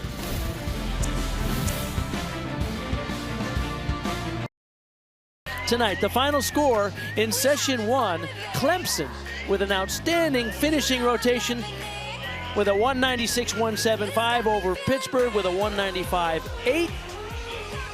And Taylor is down on the floor with our champion. Head coach Amy Smith joining me now. You told us this week when we spoke to you that today's meet was all about staying in the fight as you prepare for the postseason. How did your team fight today? I mean, phenomenally. To close out beam the way that we did, starting it off, had a little fall from Hannah there, but the rest of the beam team just absolutely stayed locked in and crushed it, and then close it out on floor the way that we did. I mean, it was a great day. Great day. Anyone that knows you knows you're emotional, you're always entertaining, but you were brought to tears from a beam routine by Kylan McWright. What were those emotions about for you today? You know, Kylan, we've been together a long time. She's a senior, and she's been out a little bit this year and hasn't been able to have the senior year that any of us wanted her to be able to have. And for her to have that moment up there, especially so triumphantly after a fall at the beginning of the lineup, and be able to deliver that kind of beam routine, I mean, those are the moments that coaches live for, and to be able to have that was really, really special. And I'm just so excited for her to have that moment. Congrats on an amazing afternoon. Enjoy the rest of the day, Coach. Thank you. Go Tigers. As always, Bart, Bridget, back to you. Thank you very much. Congratulate to Amy Smith and her Clemson Tigers. And that momentum really got picked up with Kylan McWright. She got a 9.875 and a clutch routine at the end of that beam routine. And that set up their floor rotation where they just were lights out. This is really the moment. That moment really set them up for this moment right here. Madison Minner, huge 9.9 to start this floor rotation for Clemson. And followed by the one and only Bree Clark, who set up another 9.9. Had some of the most dynamic tumbling that we saw today. Just outstanding performances all around, but Clemson never giving up the fight and getting the win. All right, that wraps it all up from session 1. The newest major conference in college gymnastics only got stronger. New opponents. You better get used to it because they're not going anywhere. New faces. That is a work of art. And a new championship format have brought fresh excitement to an already re-energized conference. Now they all go toe-to-toe in a town that knows a thing or two about crowning a champion. NC State, they are the winners. Every flip, split, and dismount has never mattered more. She's beautiful to watch. That was spectacular. The crowd loves it. She loves it too. Here, all teams are eager to take home a brand new crown. Welcome to the 2025 ACC Gymnastics Championship.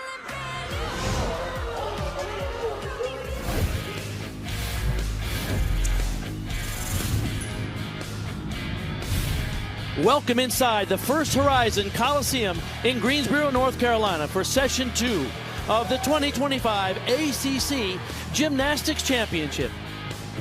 Earlier today in Session 1, the teams that were ranked 5th and 6th coming into this competition, Clemson and Pittsburgh, went head-to-head.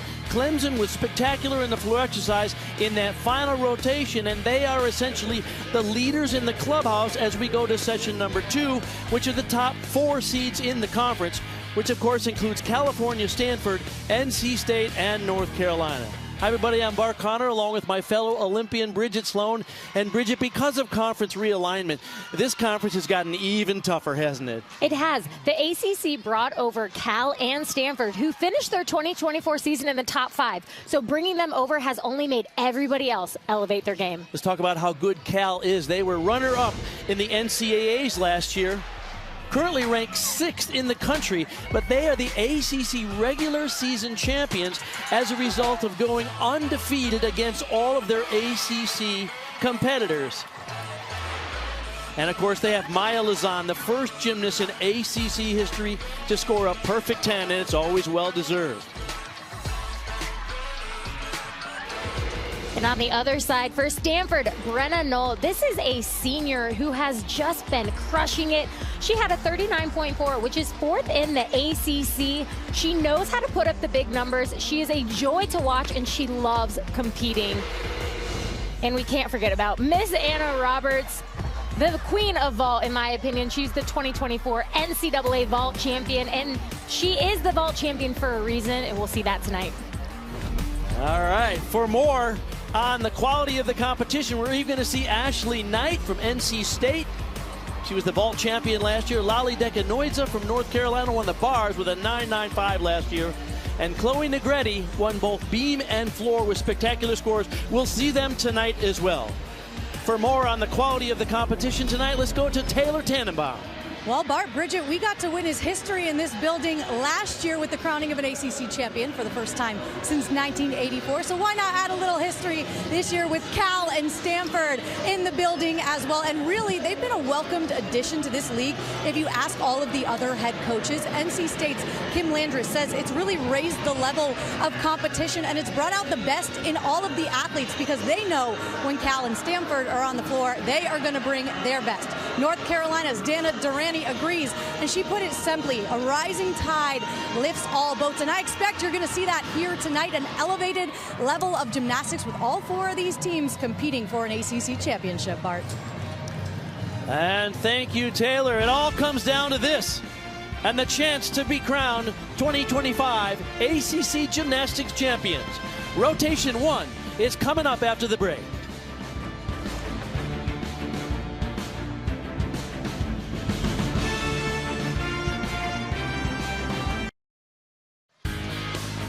And welcome back inside the First Horizon Coliseum here in Greensboro, North Carolina. The 2025 ACC Gymnastics Championship gets underway right now. Remind people the format. Session 1 earlier today featured the lower seeded team. Session 2 tonight has the top 4 teams by seed in the conference. Team with the highest score across both sessions wins the championship. So essentially Clemson is in the leader of the clubhouse after round 1. No more than 2 apparatus will be going simultaneously. 6 gymnasts compete for each team on each apparatus. You count just the 5 of 6 best scores towards their team total. And this year it's a little bit different. The conference championships, as opposed to the regular season, there are actually 4 judges judging each event. High and low scores are thrown out, and the middle 2 scores are averaged. Up on bars for Stanford is Ana Paula Gutierrez, their leadoff competitor. And Bart, this is a strong leadoff. Double front with a half and a stuck landing. Wow. Stanford making a statement on uneven bars. There's a lot of action here now to the vault. Maya Wiley, California. Big 10-0 start value for Cal. They have a stacked vault lineup. I'm excited to see what they do the rest of this rotation. Just a reminder to the fans, we're bringing you all the action. You can see every routine available here. The coverage of every routine is available on the ACC Network Extra and the app. So if you want to make sure you don't miss one routine from your particular team, launch another browser and you can see it all, including our coverage here tonight. Meg Adler on floor on the right side of your screen for NC State. On the beam for North Carolina, it's Jessica Naranjo.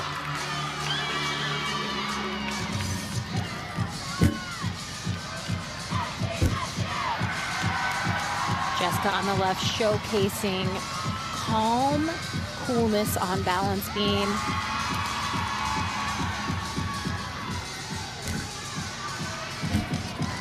Great lead pass, switch half to wolf jump, beat jump. Making sure that connection was clean and concise.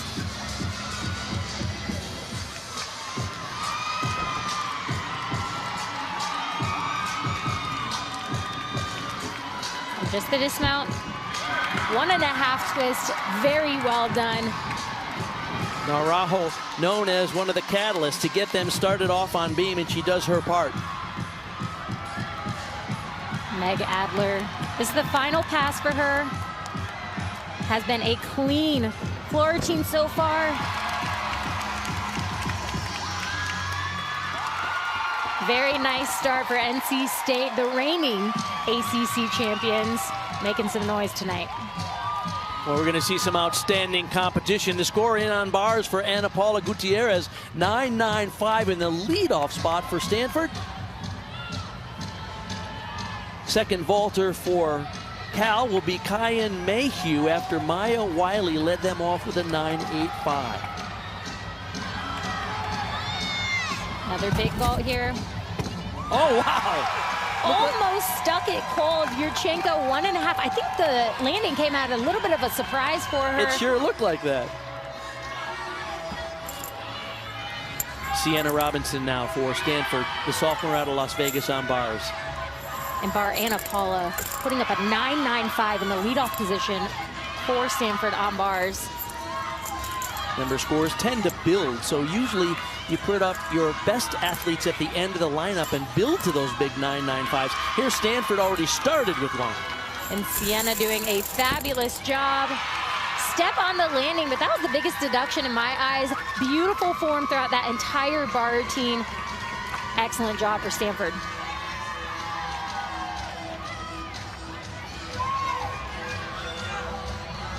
Stanford currently ranked 14th in the country. They have 2 all-arounders competing tonight. Back to North Carolina. JoJo Valahovic after Jessica Naranjo. A solid 9.85 in that leadoff spot, which is so important. Sometimes it's nice being able to start on balance beam. It's a very calm event, and after the warm-up, after the march-in, it actually is, a lot of athletes tend to enjoy starting on balance beam. I think JoJo might be one of them with that beautiful acro series. When you were at Florida, did you like starting on beam? I didn't really like starting any meet part. But if I had to choose, I actually preferred to start on bars. Katie Harper now for NC State on floor. 9.825 was the leadoff score for Meg Adler.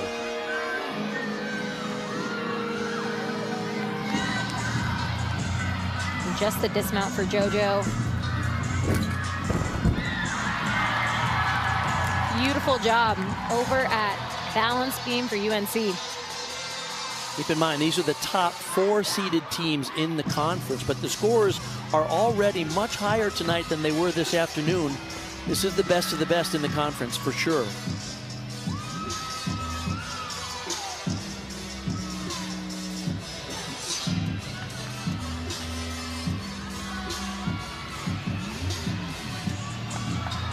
Casey Brown will vault for California after Kyan Mayhew notched their second straight 9.85.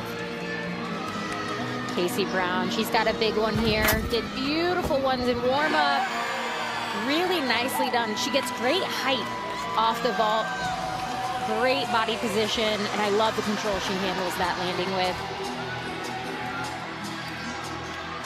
And Katie Harper, so far so good with this floor routine. Front 1.5, beautiful job, right to her lunge. Sometimes floor can actually be a little difficult on podium, but NC State really making some noise tonight about not only leveling up their gymnastics, but you can tell they've been working on the cleanness and the body positions. Job for Katie Harper, the sophomore out of Columbus, Ohio for NC State. Brenda Nault, one of the all-arounders and one of the leaders in every way for the Stanford Cardinal. Sienna Robinson, second up, had gotten a 9.875. Remember, 6 athletes compete. You count just the 5 highest scores out of those 6 towards the team total, and Stanford's off to an amazing start. Brenna has beautiful lines. Makes bars look almost elegant. How she floats up, toe full, into double tuck, and gets the landing. Really nicely done. Just a beautiful bar worker. Brenna Nault out of Rancho Cucamonga, California. Taking a look, this is a toe full actually. Into her double tuck, little over the bar there. Judges are going to want to see that handstand position, but solidifies that routine with a stick. That's a good example of this. Not the most difficult dismount, but the fact that she did it with the combination, the toe full, gives her combination points and allows her to have a 10-0 start value. Yep, absolutely. I think that's the beauty of college gymnastics is you're wanting to start from that 10-0 start value, but there's many ways to get there. So we're going to see a little bit of the combination bonus, a lot of combination on beam, floor, bars. There's MJ Frazier, Justin Howell, one of the 2 head coaches at Cal, as she gets ready to go. Ellie Hadrick for NC State on the floor. Katie Harper before her had a 9.775.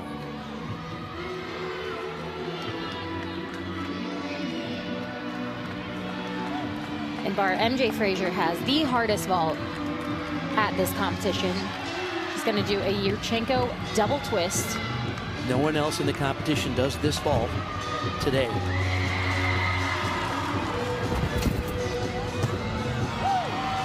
Really nicely done. Stumbled on that landing just a little bit. Didn't quite get the pop off the vault that we're used to seeing from her, but what a difficult vault that she does right here.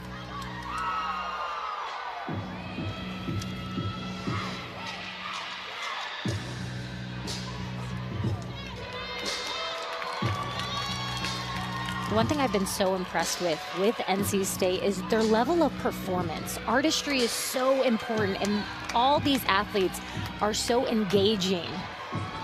You'll see the eye movement to the fingers all the way down to their toes.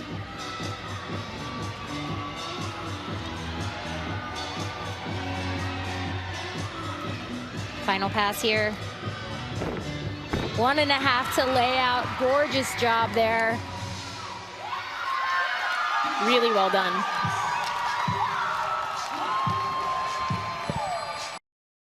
NC State, of course, the reigning ACC champions, the only team to ever win an ACC championship. They won back in '84, and then 40 years later, when ACC sponsored the Gymnastics Championship again, they won it. Julia Noer now for North Carolina. Nev King before her had a 9.625.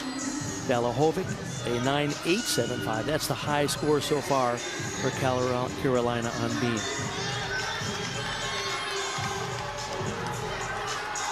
Starts things off. Acro series here. Beautiful handspring layout, step out, just floats to her finish.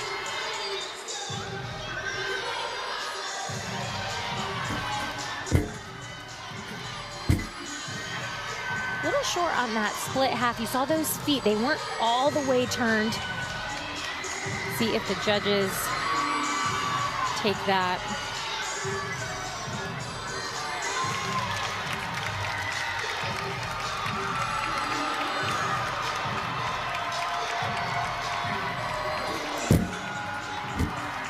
Nice combination, front toss to beat jump. Julia does so well at her finishes in every skill she does. Chest is always up. Arms are always right where they need to be. See if she can get the stick. Big hop forward, but a really clean beam routine.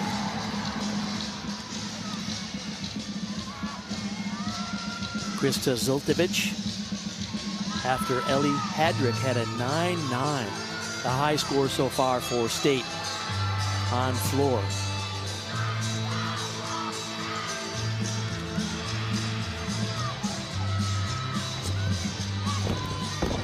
Round off, back handspring, 2.5 punch front. She liked that one. As Maddie Williams starts to vault for Cal.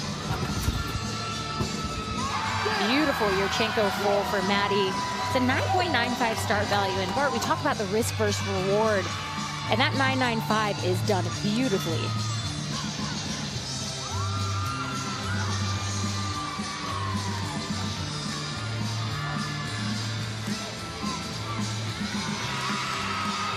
Nice powerful jumps from Krista. Coming after Ellie's 9.9. NC State is putting up some big numbers, looking to drop that 9.775.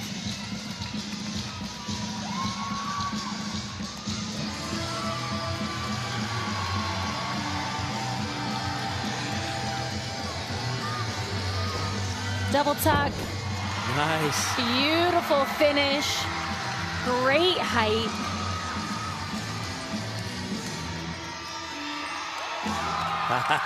Wow.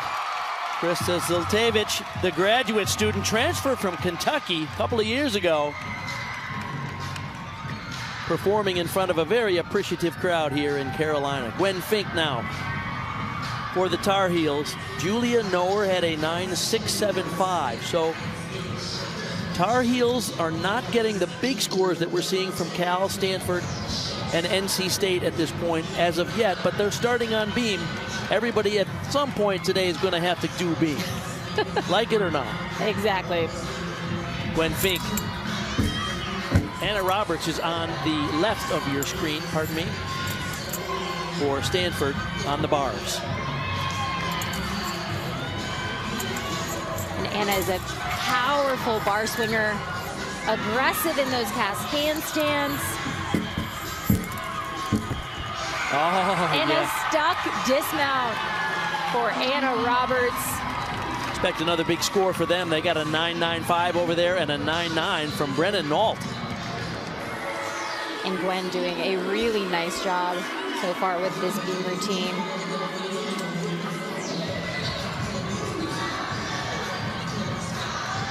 She is so poised on the balance beam and the dismount. Gainer full and gets the stick. Right now, unfortunately, UNC has 2 9-6s, so they will have to keep one of them. But I really think Gwen is going to help elevate this last competitor. Ashley Knight, the sophomore from Greensboro, right here in town. 9-8, the score for Zoltevich. So far, the high score for NC State is a 9-9 for Ellie Hedrick. Maya Lauzon, the final vaulter for Cal after Maddie Williams got a 9.85. They have 4 9.85s and 1 9.9 over there. Cal off to a terrific start on vault. Maya's capable of a big score here. So she was a little under-rotated, Bart, but one thing she does so well, she covered it. Beautifully done.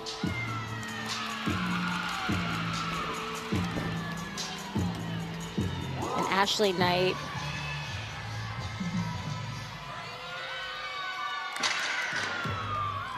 She is a power athlete.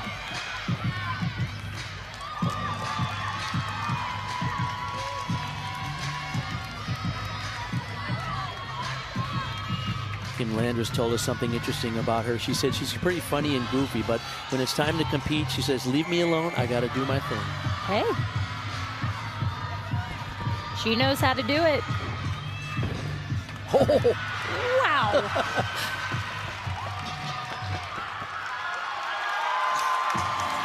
Such power right now. NC State putting up some big numbers.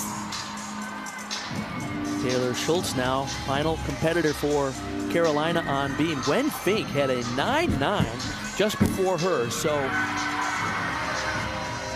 that raises the level of their team score substantially. Remember, they're trying to replace the 9.625 from Nev King. Little balance break for Taylor on that left side. Saw that foot come off the balance beam. Last competitor on bars for Stanford is Ui Soma after Anna Roberts got their 9.925. So Stanford off to already a 49.475, which is just under a 9.9 average in their first rotation. Oh my goodness. Beautiful lines over on the right side for Ui. That's why she's known as the queen of the handstand. That is something else. 2 sticks. We've got a stick on bars and on balance beam. Wow. That's how good the competition is in this conference now. Wow.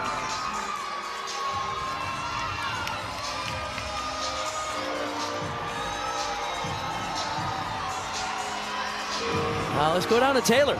Bridget, you talked about NC State's artistry. Well, there's a story to Chloe Negretti's floor routine. It has a Marvel movie, Hunger Games theme. It's a battle. It builds throughout. At one point, she gets knocked down, gets back up. And guys, the ending, she says, is up for your interpretation. You get to decide if she has won the battle or accepted her fate. You be the judge. Okay, Sloan, you're the judge.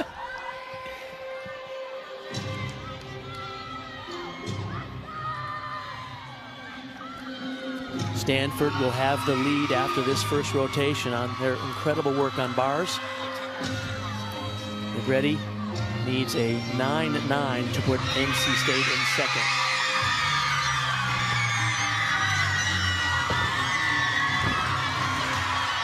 Big first pass for Chloe.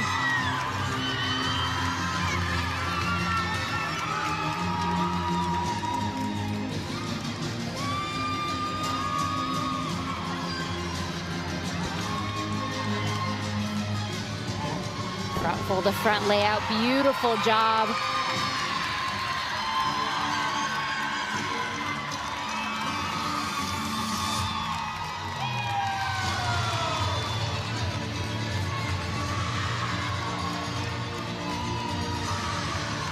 While Negretti is finishing up on floor, the score came in for Stanford's Ui Soma on bars, a 10.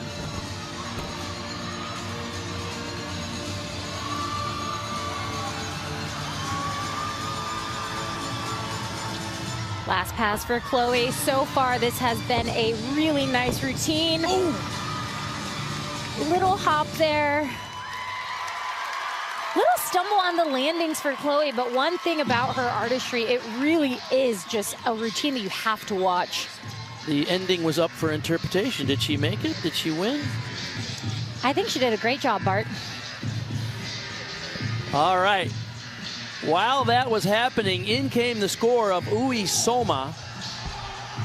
Huge scores for Stanford on the bars, and she is well known to have one of the cleanest lines in a handstand of anybody in the country, let alone perhaps even the world. Look at that body line in a handstand and the form. Perfection. I mean, that was a beautiful barging. I think she squatted just a little bit deep on her landing, but the one thing that she did so well, those handstands are textbook handstands. Stanford with a 49.65 will have the lead. And Cal did a terrific job on vault with a 49.3, and Taylor is with their coach now. Justin, what stood out to you about your team's performance on vault? Yeah, I mean, just really consistent across the board. You know, big, powerful vaults to start off the meet, which is really important. You know, landings weren't quite as precise as maybe I'd like them to be, but a very good start with the energy and the consistency. Heading over to bars now, we've already seen a ton. What's the key for your squad? Just to do what we normally do. I mean, we're a good team on bars, and we just need to stay present. Yeah, thank you. Guys. All right, thank you, Taylor. Wow, what a first rotation. We're off and running here. The gymnasts are hot. The scores are fantastic. We've already seen a perfect 10 score. And yet, when we return, Taylor Tannenbaum spoke with Maya Lauzon and Anna Roberts about their long friendship and their gymnastics journey. We'll have that in a moment. Human attitude in the mood.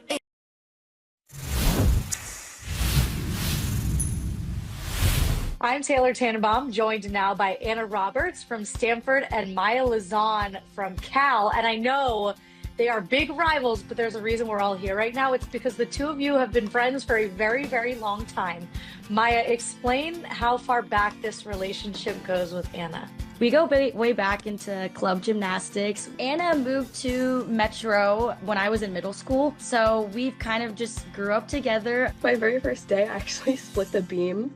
I just remember her being like, it's okay. We've always been really supportive of each other and really great teammates. Me and Anna have been in the same atmosphere and environment and conference, so it's been cool my entire collegiate career. It's just really comforting to know that I had like an old face there. We would always go up to each other and congratulate each other after the meets. Obviously, the ultimate goal is to win a championship, not just in the ACC, but a national championship. What's it going to take to get that done this time around? For us, the biggest thing is just putting all the pieces together. We've shown that we can hit on every event. We just need to do it. I think it's just really staying intentional with our training. You know, we translate all the hard work that we put into training into competition. I think it's just going to be dialing into the small things and getting one day better every single day. I think Cal and Stanford, we're going to take it all the way. I love the friendship and the rivalry at the same time. Now, one of the big stories in all of college sports, of course, have been the conference realignments. Take a look at this. Last year's ACC champion was NC State. This year, the regular season champion is California, who, by the way, used to be in the Pac-12. Last year's Oklahoma won the Big 12 championship. This year, it's Utah. Last year, it was Michigan State who won the Big 10 championship, and this year, it's the UCLA Bruins winning the Big 10. Just hard to keep all this straight. And then in the SEC, of course, Oklahoma joined, and they are co-winners of the regular season in the SEC.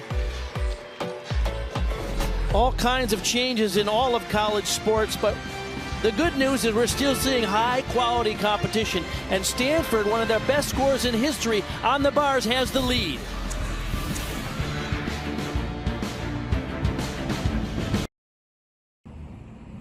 Are we sure this is gonna work? Shh, we gotta believe.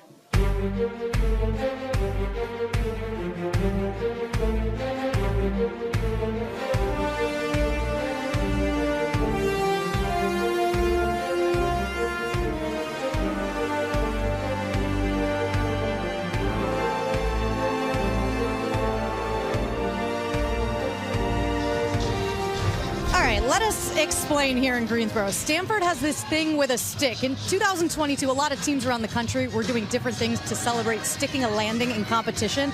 Stanford's mascot is a tree, as you know, so someone jokingly was like, we should literally get a stick. So they went out, got a stick, and it spiraled into this tradition. Now the freshmen's job is to go out and search for a stick every meet, even when they're on the road. This one you're seeing here is from right here in Greensboro. They save all of them, and at the end of the year, the team has a bonfire to reflect back on the season. So the stick, guys, has really taken on a life of its own. Oh, my goodness. Well, it seems to be working. Their second highest score in uneven bars history in that first rotation, 49-65. Stanford does have the lead.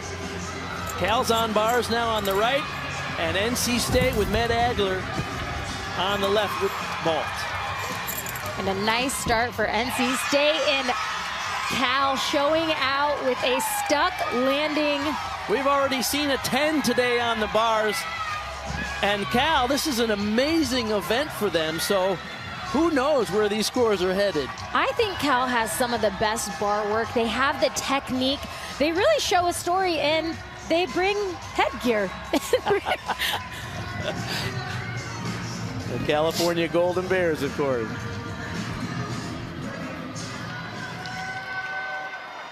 Claire Dean, leadoff competitor for Stanford on beam. There's Jessica Naranjo, leadoff North Carolina on floor. Claire starting things off. That was a side aerial layout step out. Have to be so technically correct over the beam. Stanford had quite the show out on uneven bars in that first rotation. They want to keep that momentum going.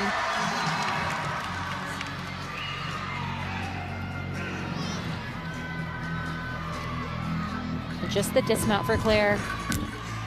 Round off 1.5 and gets the stick. Really nice job. Just exactly what they need in that leadoff spot.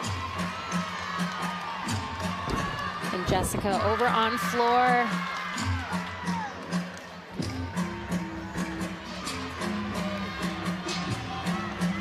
This is an event where UNC can really pull away. They are gorgeous on this event with their tumbling, and they have been really working on just cleaning up their leaps. You see full extension. Jessica Naranjo led them off on beam in that first rotation with a strong 9.85. Once again, great leadoff competitor for the Tar Heels.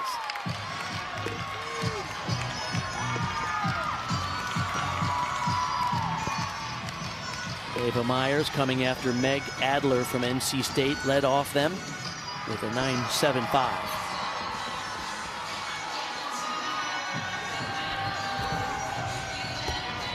Nice Yurchenko full.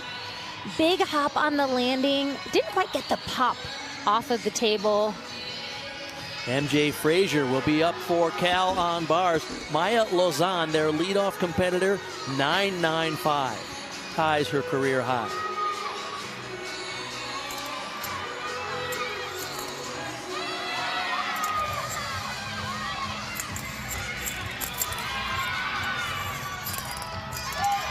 Beautiful so far. With already a 10 today, and the 9.95 is a leadoff competitor. Where are these scores going to end up on bars? Because this is amazing. Wow. What are you going to do with that, judges? And a stuck landing. Oh, my goodness. Beautiful double layout. We're going to take another look here because it was so good. Legs glued together. Finishes just so precisely.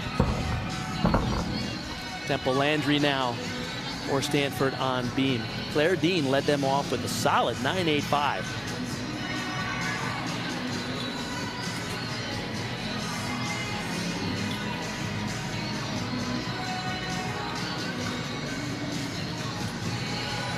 This is Temple's first year competing beam for Stanford. Nice handspring layout there.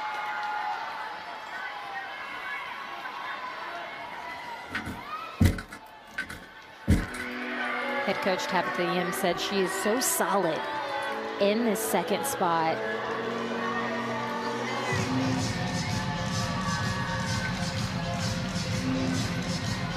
Landry, out of the Maple Grove, Minnesota, did her club training at Twin City Twisters. Great club program up there that gave us so many great champions, including someone like Maggie Nichols, NCAA all-around champion. Nice job. Gorgeous dismount. This is a great event for Stanford. Again, they came from uneven bars where they were lights out, keeping that momentum, keeping that energy in this second rotation. NC State, Lucy Lehman will be up now after the Ava Myers had a 9-7. So NC State not keeping pace with all the 9-9s we're seeing from the top two teams here.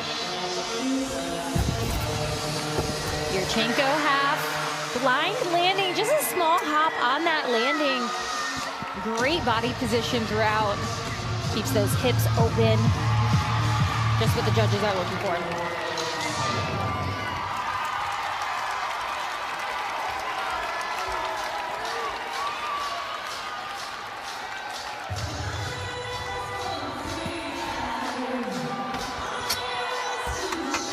NC State currently ranked 19th in the country. Back over to Stanford.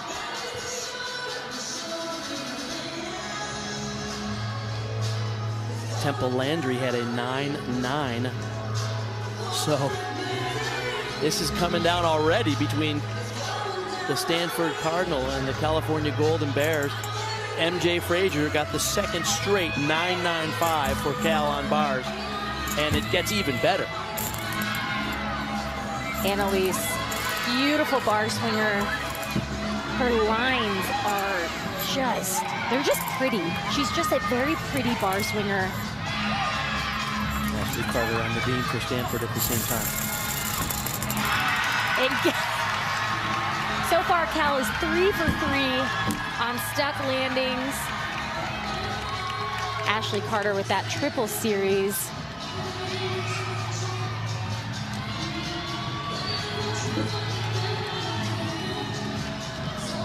When you say triple series, obviously the gymnasts have to do an acrobatic series, basically 2 skills connected. It takes a little extra risk to do 3 in a row. It does, because you have to be straight on, not just for 1 skill, but for 2 skills leading up to that layout step out.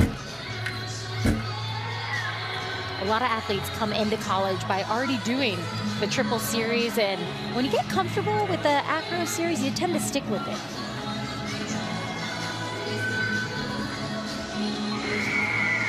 Wow, another stuck landing. I mean, normally I say sticks are contagious for teams, but it looks like sticks are contagious for this entire arena. Let's go down to Taylor Tannenbaum. I asked JoJo Valahovic, the freshman, who's taken her under the wing the most, and she immediately said senior Julia Noer. She's a really good leader, really good role model, and she says they do every event together, so they're together a lot. Julia understands what it's like to be a freshman, having those nerves, so JoJo says she's really good at bringing the peace, guys. Valahovic, freshman, Sagamore Hills, Ohio. Wow. Wow. Huge tuck full in to start this floor routine. Great height.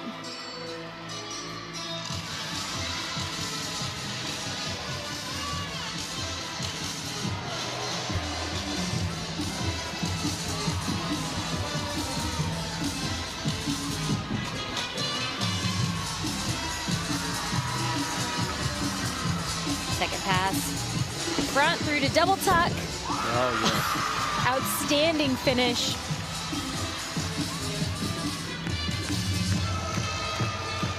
We spoke with their head coach Dana Durrani the other day about JoJo, and she couldn't say so many. She was running out of things to say about her because she's so spectacular. Just a freshman with enormous potential.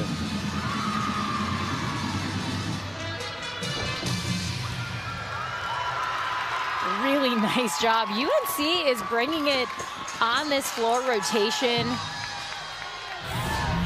In this first pass, look at the height she's gonna get. And one thing she does so well, she blocks her chest at the landing She stopped her rotation, squeezing that core of hers, making that landing perfect.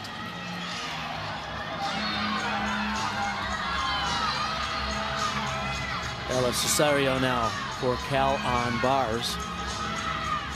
Annalise Newman-Atchie, their third straight 9.95. Oh no. Went over on that cast handstand.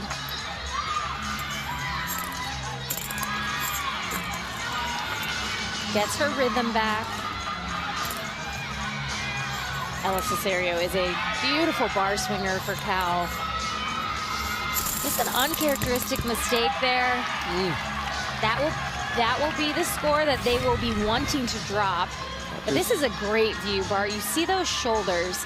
She had her shoulders over the bar, and then it looked like she tried too hard, and her feet went over instead, causing that sometimes mistake. after 3 9.95s, you feel comfortable going aggressive, and she did go aggressive, just a little overcooked on that handstand.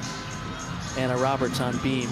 Ashley Carter before her had Stanford's low score there so far, the 9.775. You see that on the right of your screen. It's grayed out. That is the score they'd like to replace.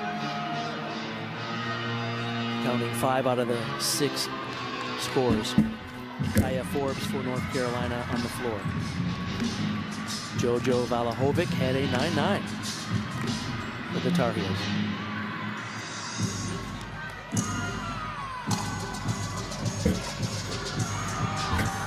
Anna Roberts, nice connection there, side aerial to split jump. You saw those arms do a full circle. When they're doing a connection like that, the full circle actually just means that they're continuing the connection.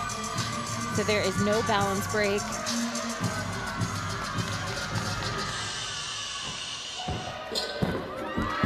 Anna, the dismount. Another stuck dismount for Stanford.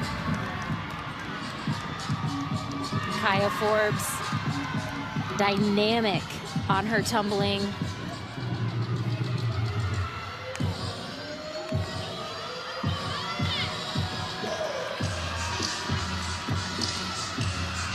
Right off back handspring double tuck. Sticks it cold. No lunge needed.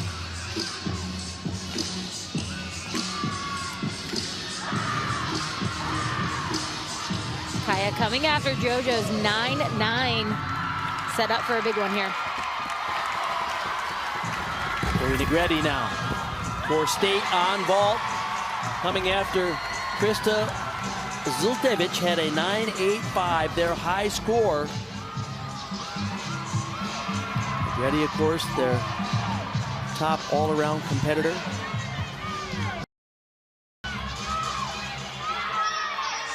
Okay, here is Maddie Williams. Now the score is in for Ella Cesario, only a 9.4. So that's the score they're going to try to replace if they can get 2 more hit routines for California here in this rotation. Very nice. Pressure is on, but pressure makes diamonds. Oh. Beautifully done. Just a tiny step with that right foot on the landing, but getting this Cal team back on track. Well done. Brenna Nolt on beam for Stanford after Anna Roberts had a 9.8. The score for the Cardinal on beam so far is the 9.9 from Temple Landry. Another triple series. Stunning. Handspring, layout, step out. One thing Brenna does so well on beam is her rhythm. You see, it's almost like she's counting in her head to a steady rhythm.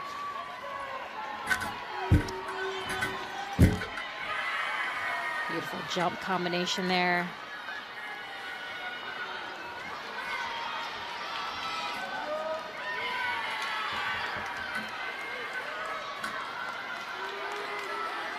Julia Noer for Carolina on floor after Kaya Forbes got their second straight 9.9. Brenna just the dismount here. Round off 1.5. Oh, tiniest hop on that landing, but leading up to that dismount, Bart, that was perfect in my eyes.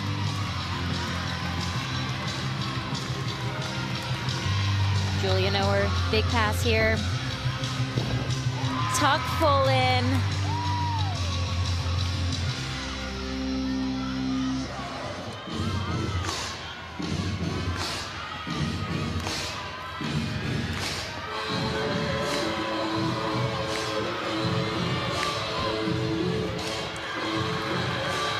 Ashley Knight over on the left of your screen, the final vaulter for NC State. Huge front pike with a half. 10-0 start value, a hop on that landing, but so dynamic, so powerful off the vault. Chloe Negretti over there got their highest score for state, 9.875.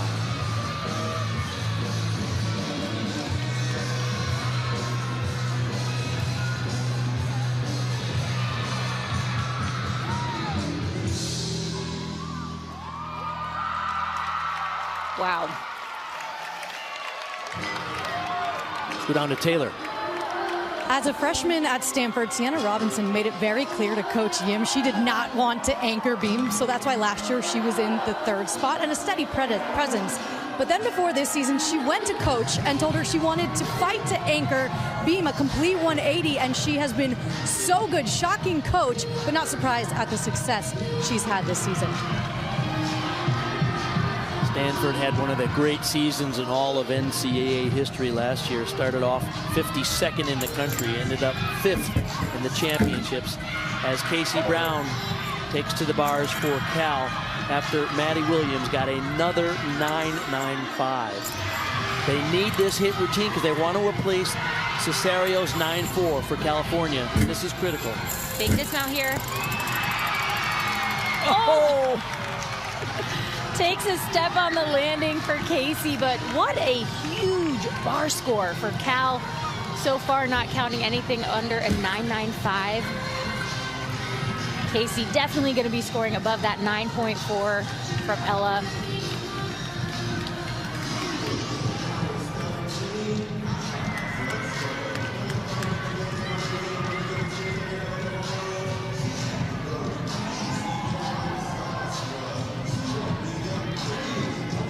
So far, this beam routine for Sienna has been really nice. Stuck dismount, really the biggest deduction there. She had a little balance break on her acro series, but has some solid scores before her.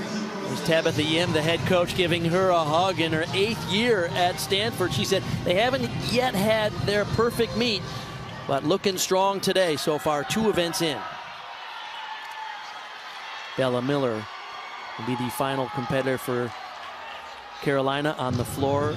Julia Noer, 9.875. So the scores are very strong for North Carolina, already with a team score of 49.35, and they can even improve upon that if she could replace the 9.8 from Stippage.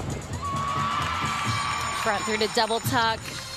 And Bart, this is just a fun routine.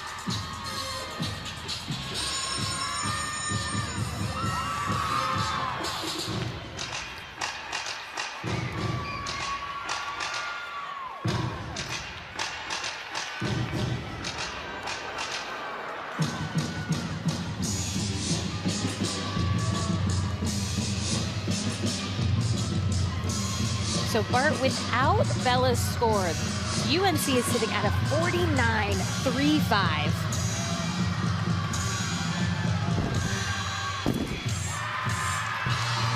And I think Bella can assist in dropping that 9.8.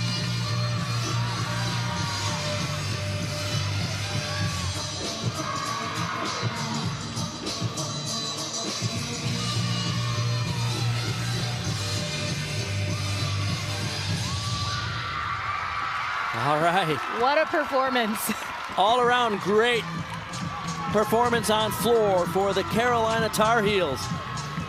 And by the way, over on bars for California, Casey Brown in that anchor spot got a 9.825. And for Cal, that means they replaced that 9.4. A big save over there. Season high of 49.625 for Cal on the bars. That'll give Cal the lead after 2 rotations by 1/10 of a point over Stanford. We expect this competition will come down to the highest seeds, and that, of course, is Cal and Stanford. A lot of highlights in that rotation, Bridget. Well, UNC, JoJo Valahovic putting up big scores and big tumbling. She really started the momentum for the last couple in that rotation. Let's go to Taylor. Coach, how would you describe your team's performance just now on floor? Electric. Unbelievably proud of them. We started up strong on beam, but we had a couple of things we gave away. So proud of their aggressiveness, but wanted to be just a little more cleaner with a couple routines. But, man, they came over the floor and kept momentum building, and really proud of their performance there. What needs to carry over now as you head over to vault? We need to continue to stay aggressive. We need to continue to go after the things that we train every day and just keep building. So thanks, Coach. Yeah, thank you. Go Heels. Guys. All right, thank you, Taylor. Well, we have a great competition on hand here. Everyone performing lights out tonight. NC State has trailed behind a little bit after that vault rotation, but they did have a big score in Ashley Knight's 9-9 to wrap it up there. After the break, we'll hear from Chloe Negretti about her mentoring young gymnasts and how it fits into her gymnastics future.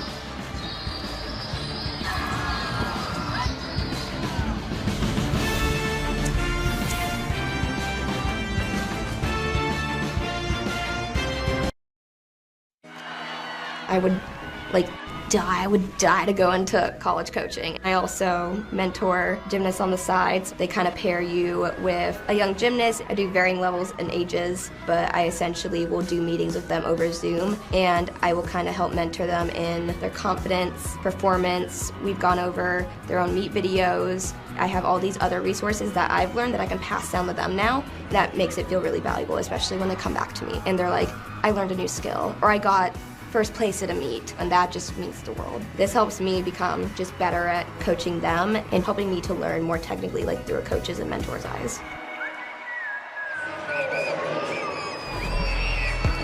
Chloe Negretti has been such a staple for NC State, and she was huge in this event last year, winning the individual title on beam and on floor as well. Speaking of a staple in the ACC, Commissioner Jim Phillips joining me now. We were standing here a year ago celebrating the comeback of gymnastics in this league. How have you seen it evolve over the last year, Commissioner? Well, it's been amazing to watch this from the last several years, where we had 3 schools and then Clemson added. It became an ACC sponsored sport. And then with the addition of Cal and Stanford through expansion, 2 tremendous programs, we now have 4 of 6 programs, so 2/3 of our membership that perform in gymnastics are nationally ranked programs. It's a wonderful sport. It's a growing sport, but we have to continue to resource it. And these women have just been amazing all day today, and so my hat's off to them and their coaches. All right, Commissioner, thank you so much for being here, and we're going to crown a champ here in a little while. Look forward to that later, Taylor. Thanks. Guys. Thank you. All right, more from Greensboro coming up on the other side of this break, heading into rotation 3.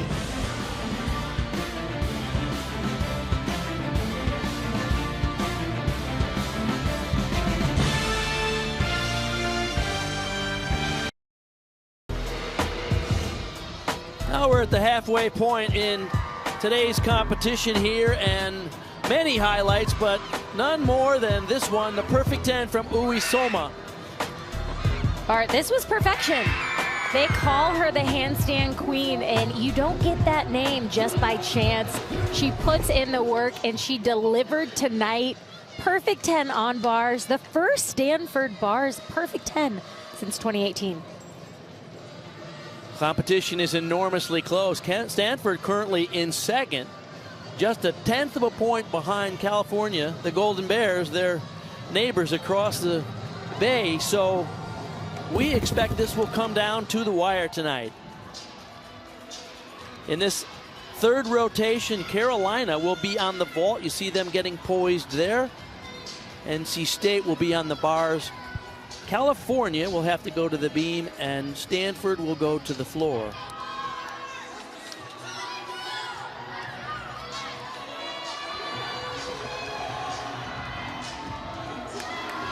where you can see every routine. If you launch another browser on the ACC NX app or the ESPN app. So in addition to our coverage here, make sure that you tune into our other feeds where you can see all the routines of tonight's competition. Okay, Julia Noer will lead off Carolina on ball. This is a big moment for UNC and a really nice Yurchenko full. They had an outstanding floor rotation, so let's keep that momentum going. On bars, Kaylee Adomaitis lead them off for NC State.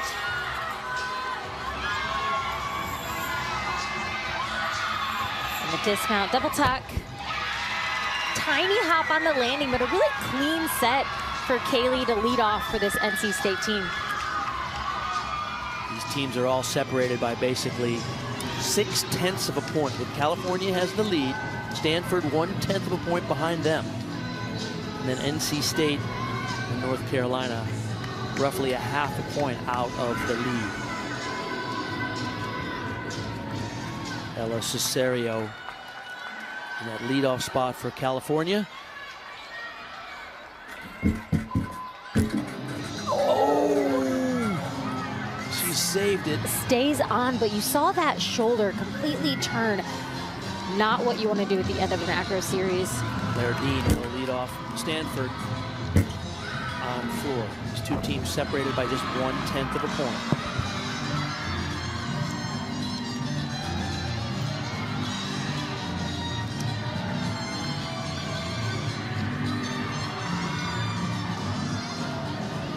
Just the dismount for Ella. Round off 1.5 twist. Just a little off on that whole beam routine. It started with that acro series and really she just couldn't get it back. But Claire Dean for Stanford. This is such a fun routine. Assistant coach Hallie Mazette does all of the choreography for Stanford. And Tabitha had such amazing things to say just about the elevation of their performance. And a lot of that comes from the great choreography. Ellie King now for Carolina on the ball. Nice Yurchenko full. Ellie coming after Julia's 9.875. So some big scores for UNC over on vault.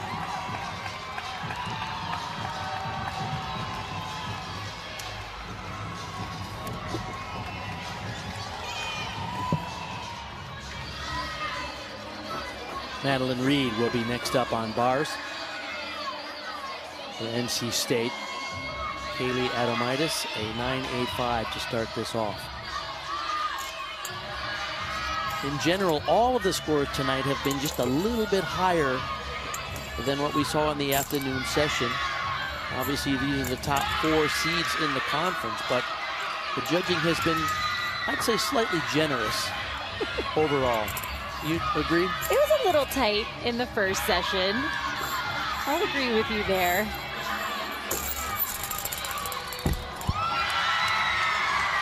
Really nice routine. NC State is really just putting up some good gymnastics. The most important thing tonight, of course, is picking an ACC champion, regardless of what the number is. We've already seen big scores in these conference championships.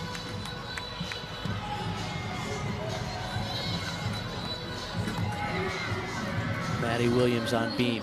Ella Cesario, 9.45. After that wobble, you might remember Cesario also struggled on bars, so she's not having her best day, but she's got a great team behind her. Perhaps they can all pick it up here on this crucial event. Maddie gearing up. This is her acro series. Fabulous job. Handspring layout, step out.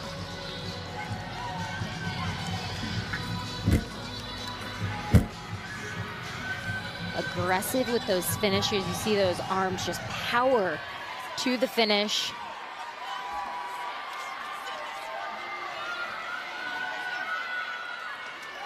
Brenna Nolt for Stanford on floor. Claire Dean led off the Cardinal on floor with a 9-9. And a really nice dismount for Maddie. Had to do that arm swing, didn't move her feet.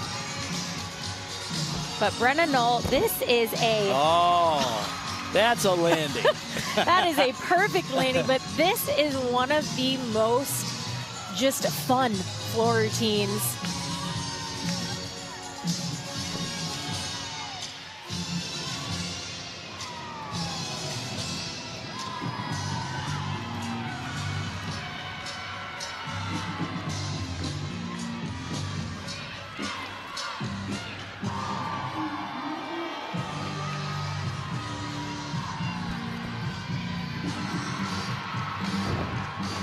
Gorgeous front 1.5, just floats through the air on her tumbling.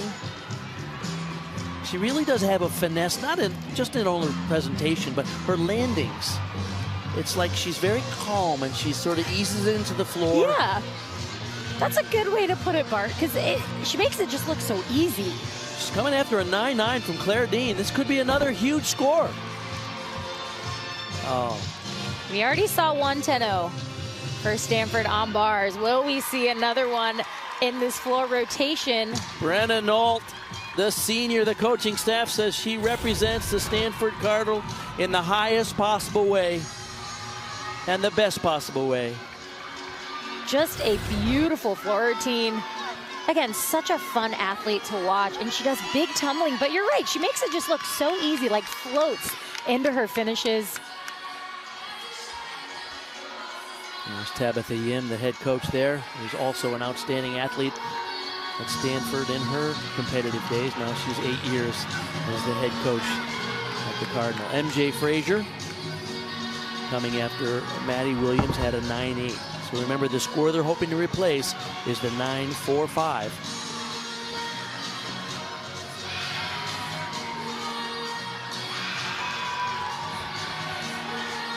Nice required full turn there.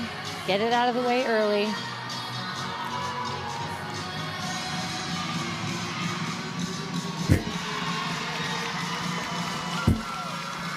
Gorgeous front aerial to standing layout step out.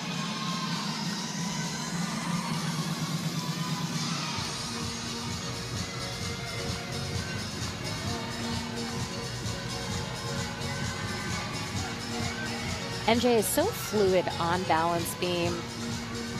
The artistry, the extension. Co-head coach Liz Crandall-Howe was telling us the other day, I love watching her on the beam because she's so fierce and aggressive. And the dismount, that was big. Yes. That was big. Stuck 1.5. Get this Cal team back on track.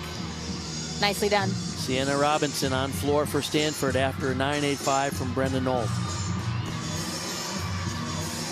First pass here, double tuck.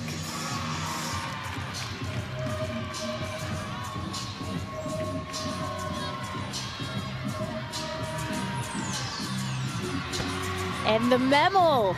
That is a difficult turn. Leg up, double turn. Lolly Decanoidza for Carolina on ball. Great job by Lolly. UNC putting up some solid scores over there on vault. Very consistent.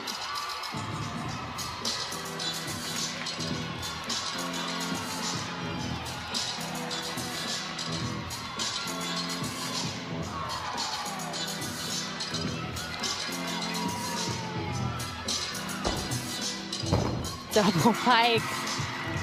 Really nicely done.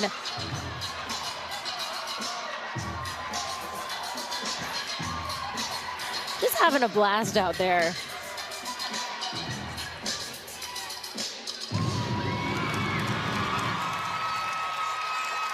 Stanford is really performing floor. They are not just doing floor, they are performing floor. You mentioned their routines are choreographed by Hallie Mozette, of course, the former UCLA gymnast. I can see a lot of Hallie in those choreographed skills. Abby Scanlon now for Cal on beam after MJ Frazier had a 9.875.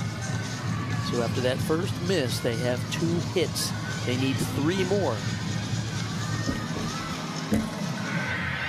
Beautiful handspring layout, step out. Caroline Volk for NC State on bars.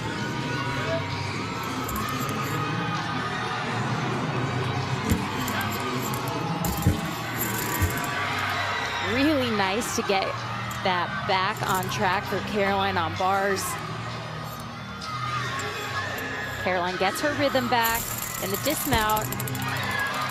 Really nice save from that first toe on. You saw she kicked her legs off super early, but got it back in a nice clean routine. And a tiny hop on the landing for Abby, but Cal right now, they don't need to be perfect, but they need to stay on the balance beam, looking to drop Ella's 9.45 so far. So good for Cal on beam. They need 2 more hit routines. This tight battle, especially close between Cal and Stanford here in the 3rd of 4 rotations. Jojo Valahovic will vault for Carolina after they got their high score from Lali Dekanoidze, a 9-9. Oh, wow. Huge Yurchenko, 1.5. That is tiny amazing. hop on the landing, but what an execution. Such technique and block off the vault table. Look how tight her shoulders are, the body position. I mean, that is a beautiful vault. Legs glued together. Wow. Expect a big score because she's coming after Dekanoidze's 9-9. Abby Scanlon had a 9-8. That brings up Maya Lauzon. Tied for first in the conference on this event. Lauzon, one of 3 all-arounders competing for Cal today. Carolyn Wynn for Stanford on floor after Sienna Robinson just got a 9-9. So Stanford has 2 9-9s and a 9.85 on floor.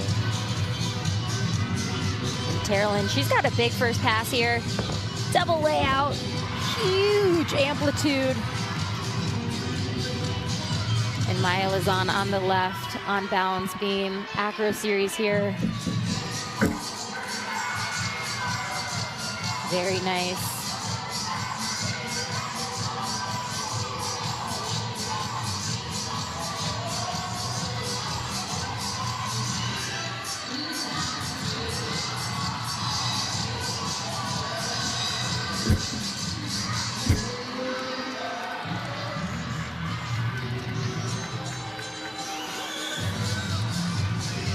Last pass for Carolyn and a huge front through to double tuck.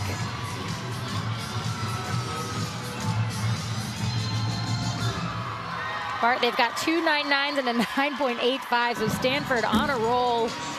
Oh! And Maya Lauzon with the clutch stuck dismount. Getting hugs there from Liz Crandall Howell, one of the co-head coaches of the husband and wife coaching team.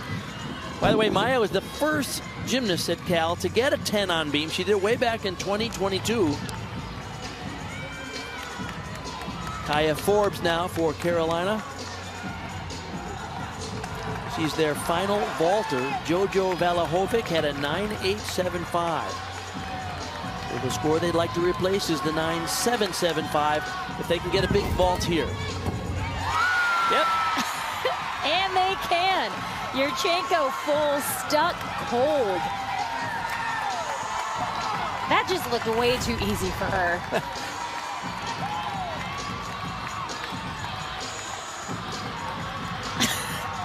No big deal, just a walk in the park for Kaya.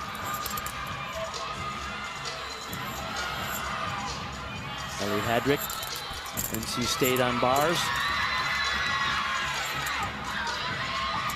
Caroline Volk had a 9.8 before her. So every score for NC State is 9.8 or better on bars. And a stuck landing. You know, you can tell all of these seasons are in post-season form. Yep. All these teams are sticking so many landings.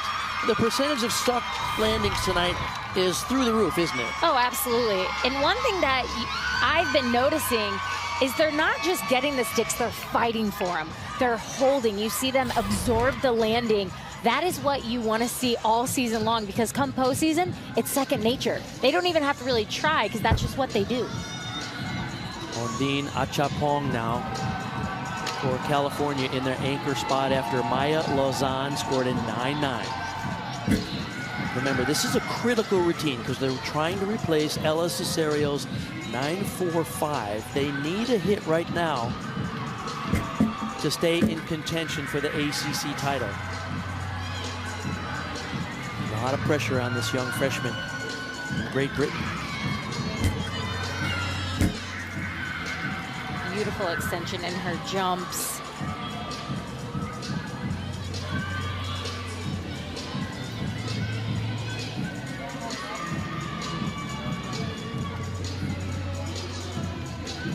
She was a front runner in contention for a spot on the British Olympic team 2024, sustained a knee injury. She's on a comeback. They expect her to be at full strength next year, competing in more events for California. Well, so far so good, this beam routine. How about that? I didn't see a mistake in that beam routine. I'm sure the judges potentially could find one, but what a delivery from the freshman anchoring the Cal beam lineup. That alone speaks volumes.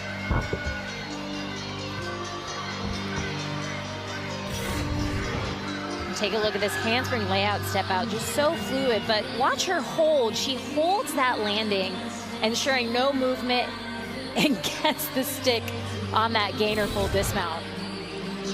They might have had a mistake right in the beginning, but you would never know by the following 5 athletes. If you look at the scores on the bottom right of your screen, you'll see that California and North Carolina appear to be tied, but that is because Cal is still counting a 9-4-5 from Ella Cesario. When they replace the score with whatever Ondine Achapong gets, which will be big, Cal will move into the lead. Stanford has yet to finish on floor. There's been a delay on floor. Judges were contemplating a start value.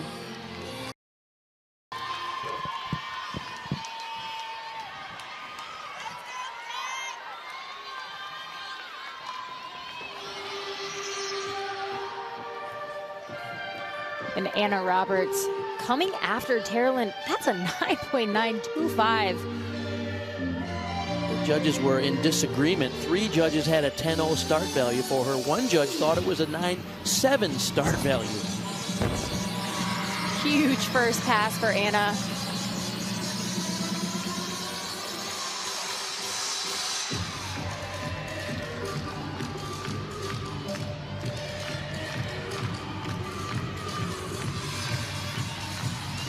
Mentioned how good Cal was on beam, but one score of 9.8 plus in either of these last 2 routines for Stanford will pass Cal after 3 of 4 rotations. Stunning front layout to front 1.5. Anna, one of the leaders on this Stanford team.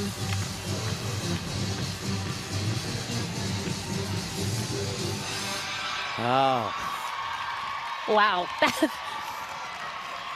That was pretty good, Bart.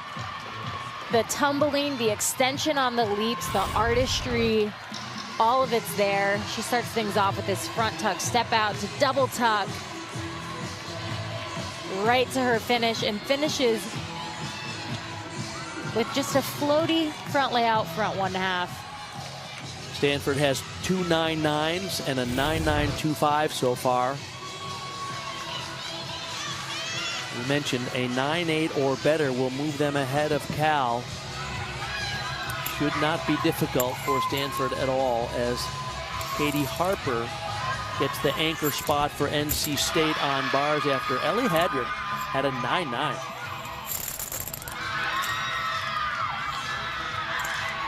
Katie is a dynamic bar worker. Little short on these cast handstands. And a small hop on the landing. A very clean routine, but just little details on those handstand positions.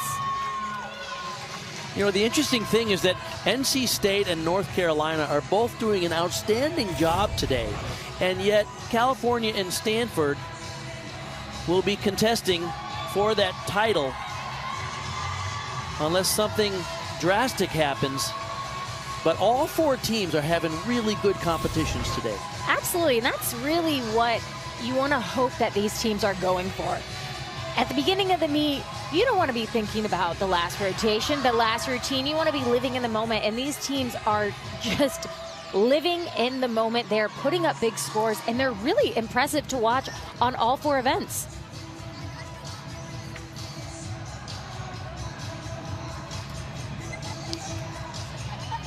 We have a last-minute change for Stanford on floor. Anna Roberts, her score came in as a 9.95. Alana Walker will be the final competitor for the Cardinal. They have 4 scores of 9.9 or better and 1 score of 9.85. What a rotation. Oh. Wrong music. I think everybody got the message about the change in lineup except the guy with the who pushes play. They don't push play anymore, do they? How do they do that? I have no idea, Bert. But what I do know is when that happens, we talk about icing a kicker in NFL. This is similar. When you're getting ready, you're out there, and then you get the wrong music, kind of psychs you out a little bit. So Alana Walker really dialing in. Regardless of her score, Stanford will have the lead after 3 of 4 rotations. Bart, watching her in warm-up, she was actually working on being less powerful in her tumbling. I could see Hallie, telling her to open up early. I don't know what that's like, but it must be a really cool feeling to have too much power.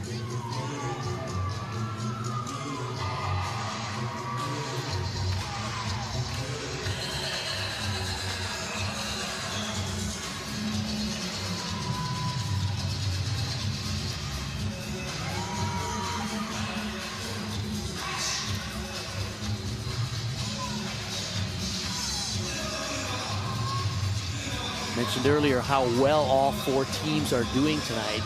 NC State, who's been sort of overshadowed here tonight, they had a season high of 49.35 on bars. And already Stanford with a season high on floor, regardless of the score that Alana Walker gets. And Bart, this is going to be a huge score. This is like an embarrassment of riches. The quality of gymnastics we're seeing in this conference is amazing. It is so impressive what these athletes are putting up today. Head coach Tabitha talked to us about peaking at the right time and hitting the mark, and I have to say they are doing it right. That last pass, front through to double tuck, just right to her finish. It's going to be a big score. Tabitha Yim told us the other day, how cool is it they get to be the team that closes out the Pac-12 chapter and then get to start a new chapter with the ACC. They will have the lead. Ondine Achapong had a 9.875 for California in the final competitor on beam in that rotation. And Stanford will have the lead, and their head coach is with our Taylor Tannenbaum. Coach, season high on floor. What did you see from your team tonight? Just very excited with the way that they're performing. We've been working really hard in practice to bring that consistency, and we've told them, fight for every single thing. and I've really appreciated the grit and the fight that they've shown tonight. So that was an exciting floor rotation. Shout out to our floor coach, Hallie Mosette. She's done an incredible job, but it's not over yet. It's not. You mentioned fight. It's going to be a fight to the finish. What will ultimately separate your team to win this title in this fourth and final rotation? We talk a lot about just controlling the things that we can control. And so, you know, on vault, we're going to focus on the entry, try to get up in the air, be clean, and really get after those landings, controlled, holding the finishes all the way until that last vault. Should be exciting. Finish strong, Coach. Thank you. Thank you so much. Go Card! Guys. All right, thank you, Taylor. Well, the stage is set for a spectacular fourth and final rotation. Who will win the ACC title this year? The top two teams are separated by just less than a quarter of a point. Don't go away.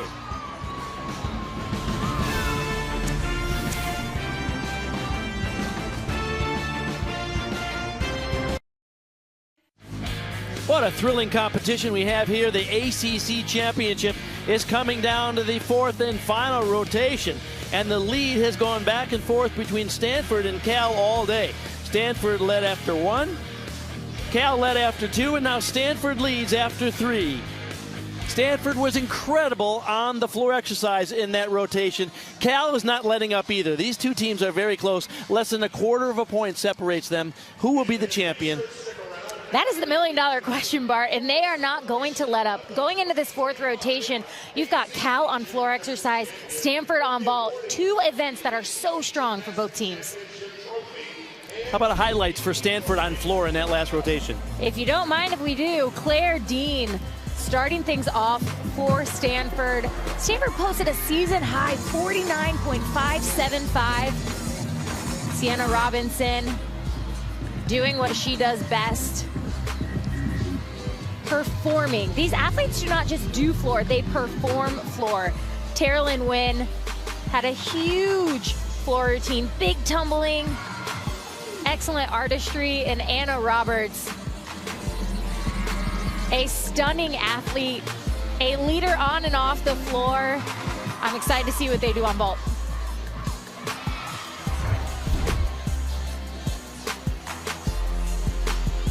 All right, let's take a look at the Session 2 meet summary.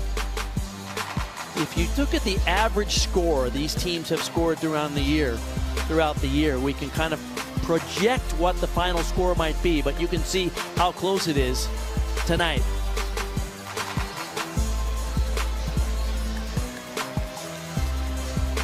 Three of the four teams in that last rotation had season-high scores. We have a close one coming into the fourth and final rotation, but it looks like it's going to come down to Stanford and Cal.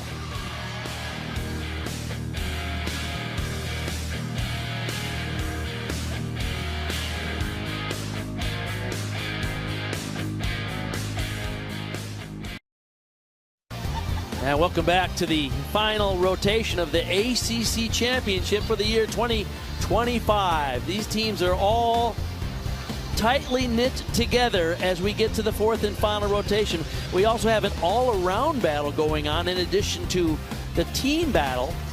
Anna Roberts from Stanford is our leader, and she's tied with MJ Frazier and Maya Lauzon. So three athletes all tied with the same score. We're crowning not only team champions tonight, but all-around champions and individual ACC champions as well.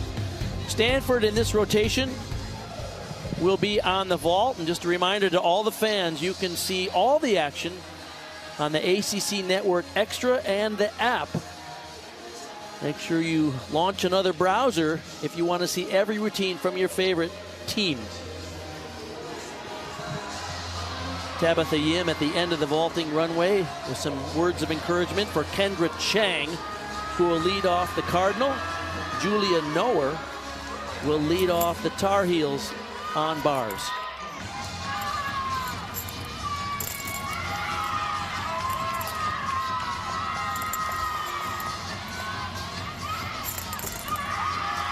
Julia doing a really nice bar routine so far. Short on that last cast handstand though.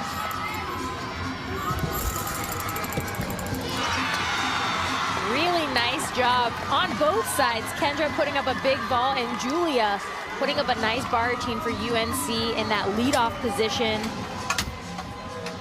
Kendra Chang for Stanford. Stanford is going to have 4 10-0 start values. So that is a significant amount of 10-0s that we're going to see from them. Interestingly enough, vault is their lowest ranked event in terms of their NCAA rankings. So Stanford will need to stick those landings to hold off Cal, who's on floor, and they're led off by Kyan Mayhew.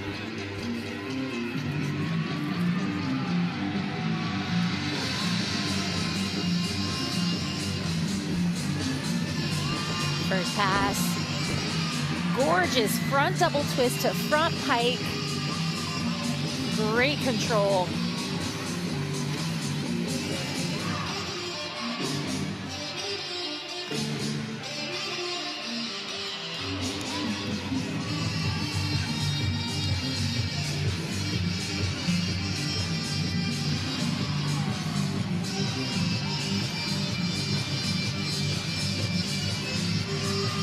Very nice extension for Kyan. This is a really great event for Cal to end on.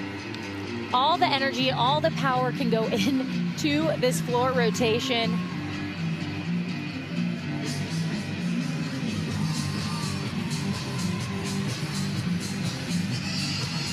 Final pass for Kyan.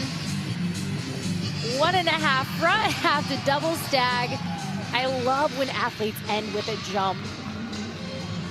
They make it sky high and just beautiful to watch. What a start for Cal. Kyan Mayhew, the sophomore from Mesa, Arizona. For more on Kyan Mayhew's interesting braided hair, let's go down to Taylor. Yeah, I don't know if you noticed the back of Kyan's hair. She has ACC braided into the back. The braided words, something she started this season. Her teammate, Mickey Adarento, is the mastermind behind the braids. They've spelled out Cal, they've done Bears, even their coach's initials to honor him in his battle with cancer. So today she has ACC, and Bart, if you are wondering, takes about 1.5 hours. So they were wondering if after this meet you have about 1.5 hours to get yours done. What do you think? I don't have that much hair. Nev King. Now for Carolina, after Julia Noer led them off with a 9.825. Brennan Knoll for Stanford on vault. Really nicely done for Brenna on vault. Yurchenko full twist on pike off. Kendra Chang led Stanford off on vault with a 9.8. And a stuck dismount for Nev King. The excitement in this arena is electric. Yeah, I can't say enough about how all 4 teams are competing. Everyone is energized. Everyone's sticking landings. Every coach is happy. Regardless of the final finish, I think all 4 teams will be quite proud of how well they represented themselves here at the ACC Championship this year.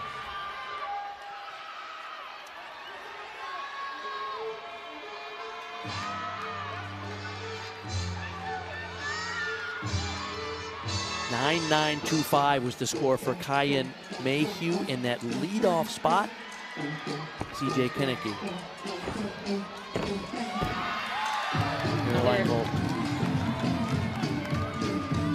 CJ starting things off with another front double twist to front pike.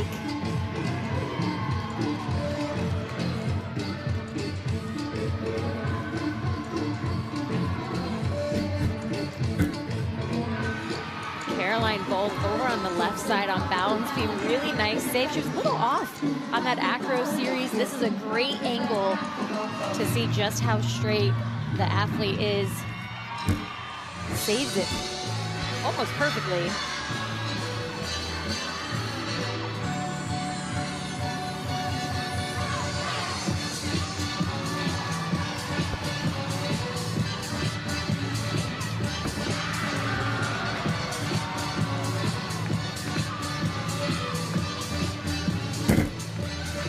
Toss for Caroline.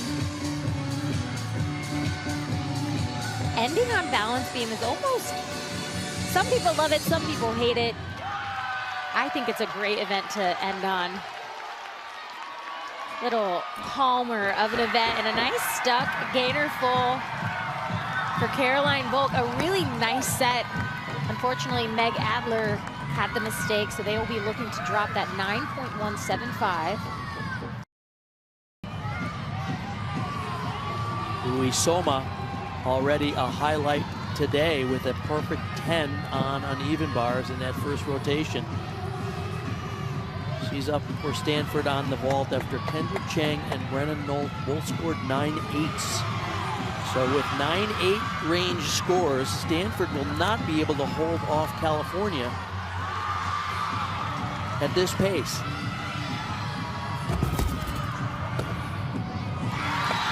Little stumble on that landing, a really significantly big hop. Again, we saw a 10-0 from her on uneven bars. She has great distance on this vault. She just keeps that momentum going a little too late. Has to take a pretty significant hop there.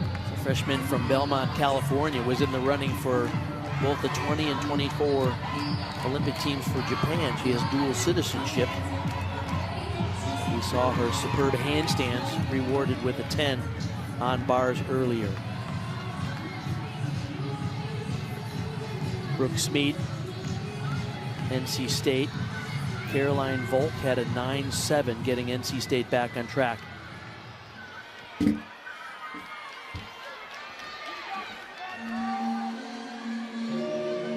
Over on floor for Cal, this is Maddie Williams. Kyan and CJ both posting 9.925 for Kyan and then 9.875 for CJ.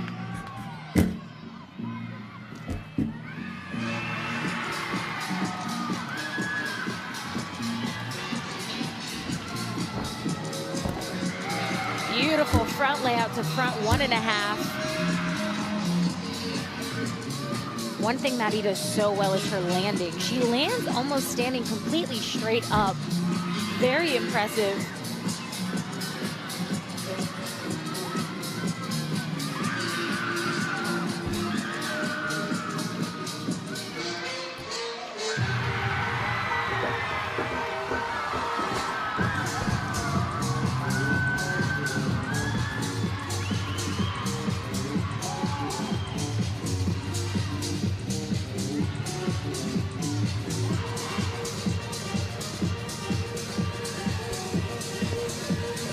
This is an event where Cal can really just let loose and have fun.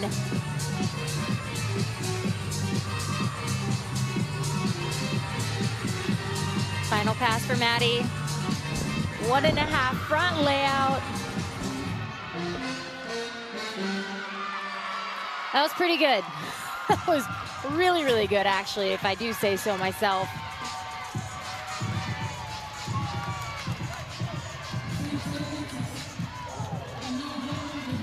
Ana Paula Gutierrez for Stanford will be up next after Uisoma had a 9.7.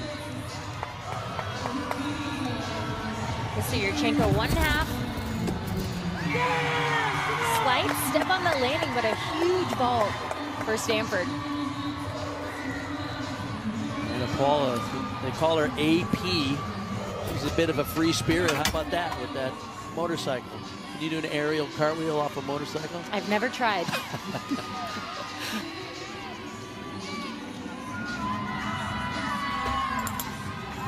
Ren Fink, her second straight 9.85 for Carolina on bars for Nev King and Claire Stippick.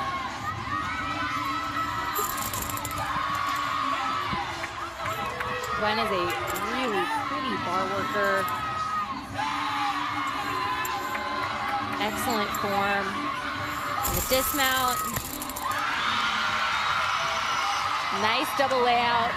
UNC, this is an event that has given them a little bit of issue in the beginning of this season, but man, they have been putting in the work, and bars might be one of their best events.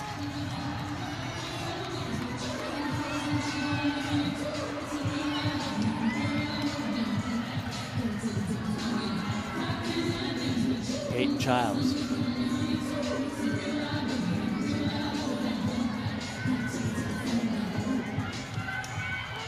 NC State high score so far is Brooke Smead's 9.775.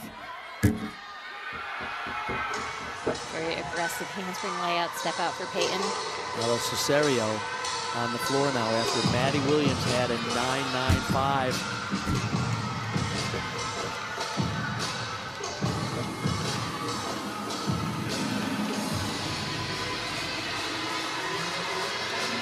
This is a big moment for Ella.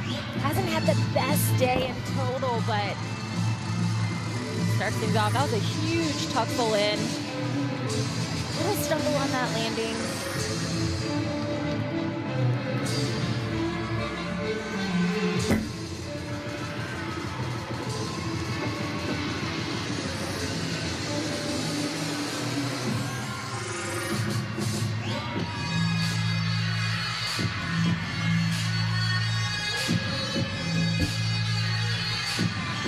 Peyton Child on the left side. Another stuck landing for NC State. Jim Landris, their head coach, giving her congratulations. NC State, of course, was last year's ACC team champions. Now this year with conference realignment, there are 6 teams in the conference, including these California Bears and Stanford Cardinal, who raised the level for everyone. All 4 teams competing exceptionally well tonight. Really nice performance for Ella Cesario. Little stumble on that first pass, but other than that, really clean routine. Anna Roberts now on vault. Ana Paula Gutierrez before her 9.85. No 9.9s yet for Stanford on vault. Not yet, but I think we'll see one from Anna Roberts. I like her chances. She's the reigning NCAA vault champion. Her form is just exquisite. Legs glued together. Unfortunately, she had that arm swing. Gets it back though, and just, what a performer. Isabel Schaefer now after Gwen Fink for Carolina got a 9.9. So good scores for Carolina on bars, as you mentioned.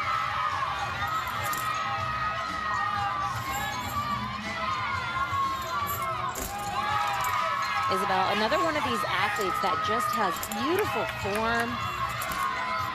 Her toe point, she's aggressive on her handstands. And the dismount. Oh, yeah. Another stuck landing for UNC. And what a moment for the senior from Charlotte, North Carolina. In front of a supportive crowd. Katie Harper on beam for NC State. Before her, Peyton Childs had a 9.75. So no scores 9.8 or better for NC State in this final rotation on beam.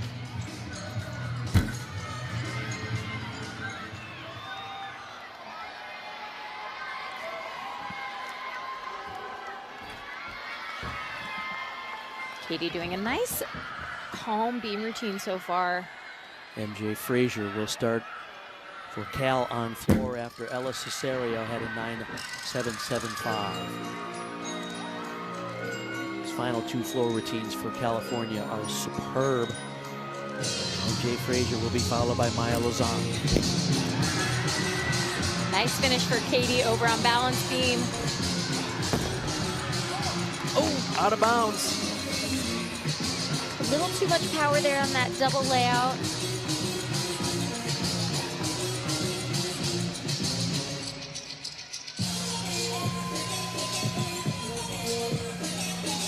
All day long, Stanford and Cal have traded the lead. After one rotation, it was Stanford. Second highest score on bars in season history. And then they dropped to second. And now they're back in first. Here they're finishing on vault with a great vault from Terilyn Wynn after Anna Roberts got a 9.95, the last year's NCAA champion. What a finish for the Stanford Cardinal.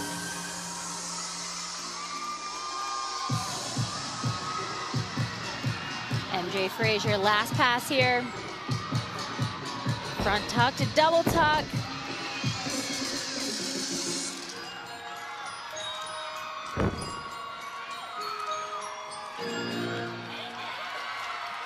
beautiful artistry, great tumbling. Biggest mistake in that floor routine was just the out of bounds. It almost looked like her foot slid backwards, but this is a huge double layout. And just couldn't stay in that heel. Unfortunately goes out of bounds, and she knows it. MJ is a perfectionist. Slight deduction for the step back out of control and then out of bounds at an additional 1/10 of a point off. In this meet, we're talking it's coming down to 1/10 of a point or less that will determine the champions, as Lali Dekanoidze will wrap it up for Carolina on the bars after Isabel Schaefer had a 9.875. Dekanoidze's best event. Lali is stunning on uneven bars. Perfect execution in that handstand. If she can stick this dismount, Bart, this is going to be big. Yes, it is. Oh, yeah, she knows it too. They're on their feet here. Chloe Negretti still finishing her beam routine for NC State.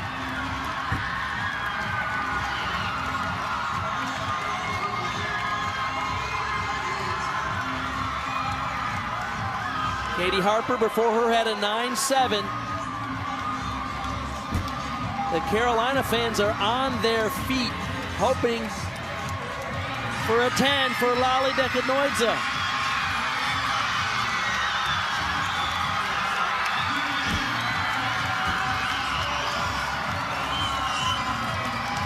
It's a 10.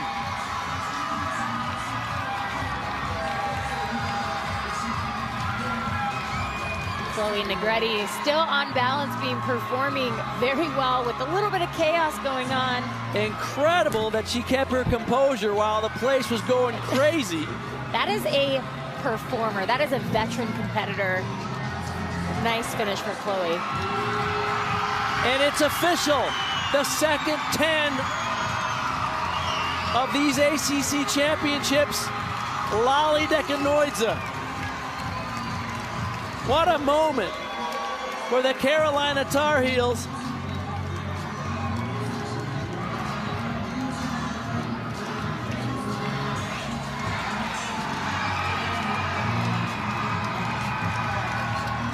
The score for Terralyn Wynn on vault for Stanford was a 9.975.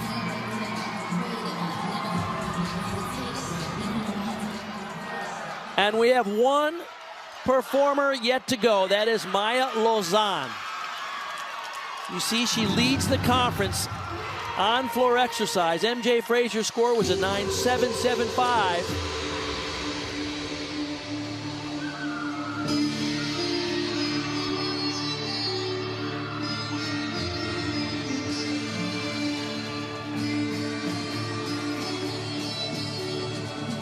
With that huge score for Terralyn Wynn for Stanford on vault. Regardless of what Maya Lauzon gets right here, Stanford's going to win it.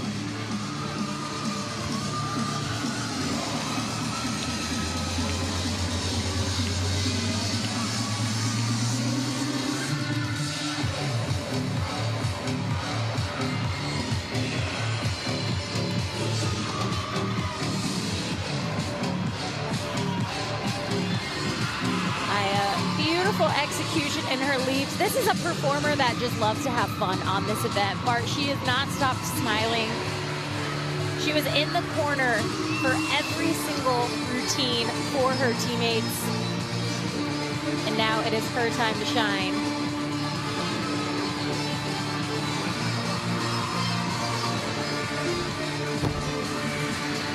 A stuck 1.5 to front full. Oh, yeah. Beautiful routine. One of the finest all-arounders in the country. 4th last year in the all-around at the NCAA Championship. She's a nominee for the AAI Award, which goes to the top senior student athlete. Great representative for the Cal Bears. But in that final rotation, it was Stanford down the line on vault that got the scores they needed.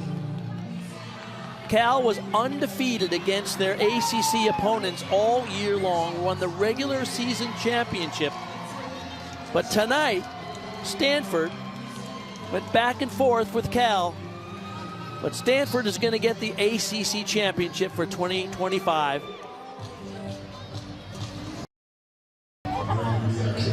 Final two vaulters for Stanford, Anna Roberts, 9.95, Teralyn Nguyen, 9.975. Unfortunately, there was a couple of 9.775s for California in the floor, and that made the difference because Maya Lauzon's 9.95 was spectacular, but it wasn't enough. Well, in these vaults, Bart, they just honed in on their execution. They were flawless. I mean, their 10-0 start values. The one thing they do so well, and I know Tabitha and her staff have really been working with them on, and I've said it a lot, is absorbing those landings. Every 10th counts, no matter what event you are on. The team motto this year for Stanford Cardinal has been hold the line.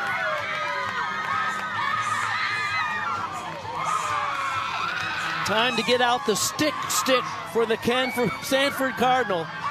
They are the 2025 ACC champions. Let's go down to the floor.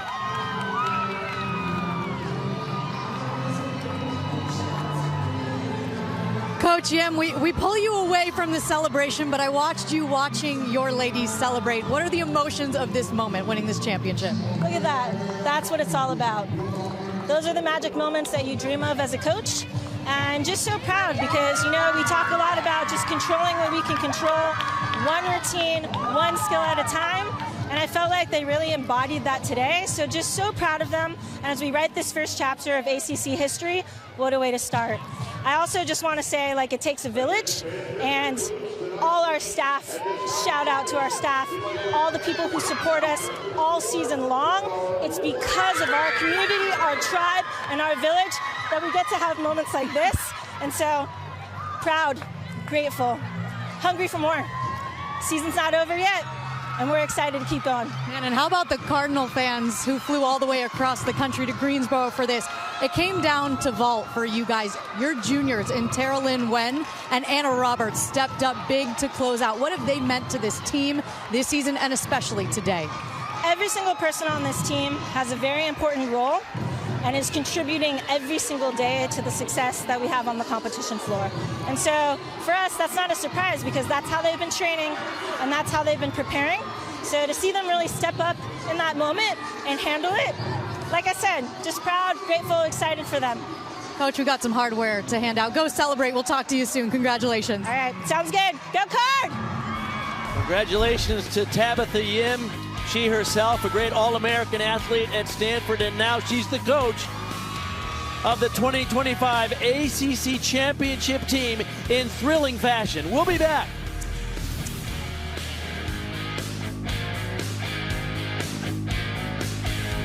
There's a place where dreams meet determination, and every challenge is an opportunity for success. The ACC isn't just a conference, it's a way of life, where every victory is earned, and every achievement forges our legacy. Together, we will show the world what we're made of, and define greatness for generations to come. We are the ACC, accomplish greatness. Imagine yourself in a new Toyota. Awesome. I like it. I love it.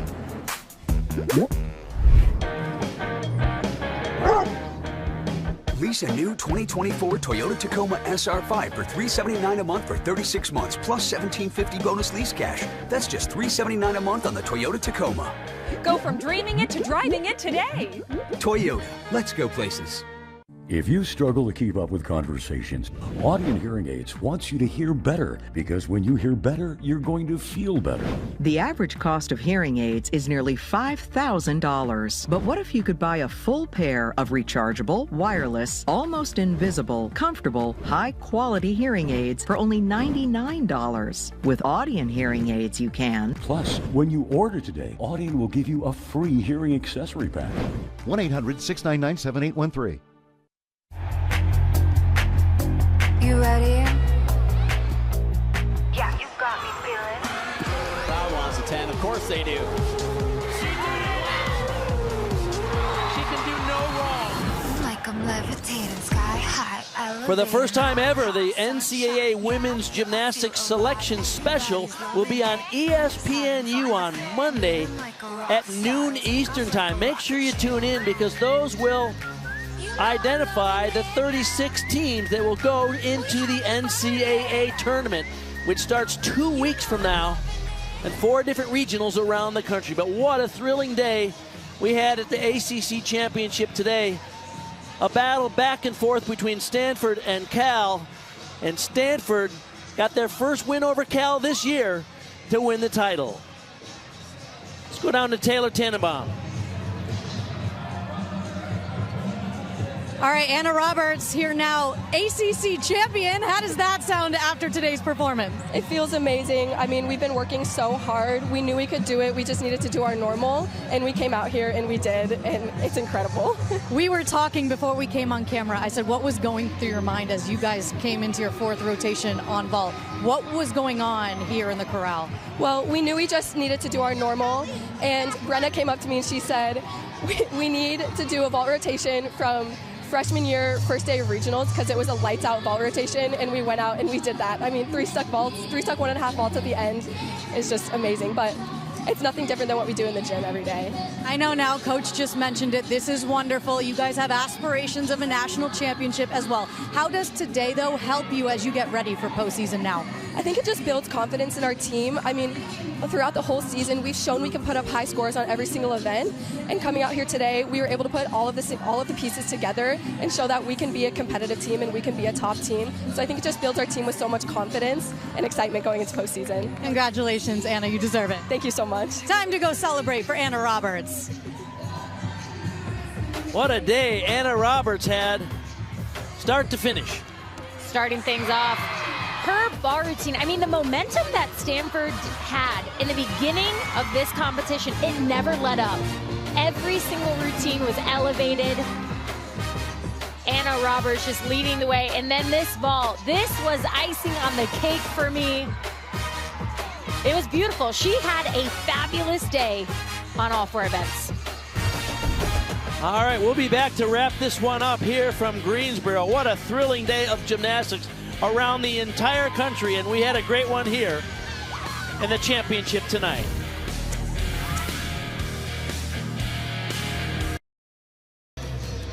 Before that, we have several postseason scheduled events coming up, including Monday's selection show, which will be at noon Eastern on ESPNU. Then the NCAA regionals 2 weeks from now. NCAA semifinal and national championship following up. Let's take a look at the individual champions in addition to the team crowns. We're giving individual champions 2 10s on bars tonight for Ui Soma and Lali Dekanoidze. Terralyn Wynn wins the vault with a 9.975. There's a 3-way tie on beam with a 9.9. And a 3-way tie on floor with 9.95. Maya Lauzon earns 2 of the titles tonight. Wow.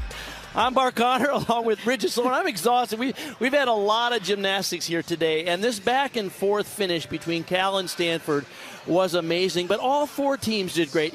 UNC was the third highest score in school history. They performed well. NC State ends up fourth, but Stanford gets the championship, and Cal is only 125 thousandths of a point behind them. What a meet. I mean, we knew it was going to be a nail-biter. We knew it was going to come down to the last routine, the last vault. It always seems to come down to vault. And when I tell you these athletes need to be proud, that's an understatement.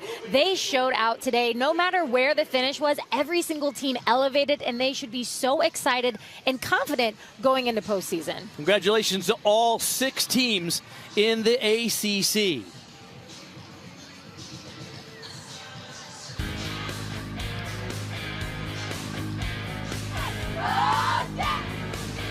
Well, that'll do it from Greensboro as Stanford wins the 2025 ACC Women's Gymnastics Championship. Just a reminder that Women's Gymnastics Selection Special is Monday at noon Eastern on ESPNU. And after the game, after we're done, join us on the ACC Network and the ESPN app for all the post-game trophy ceremonies. For Bridget Sloan, Taylor Tannenbaum, and the entire ACC Network crew, I'm Bart Connor. Thanks for joining us.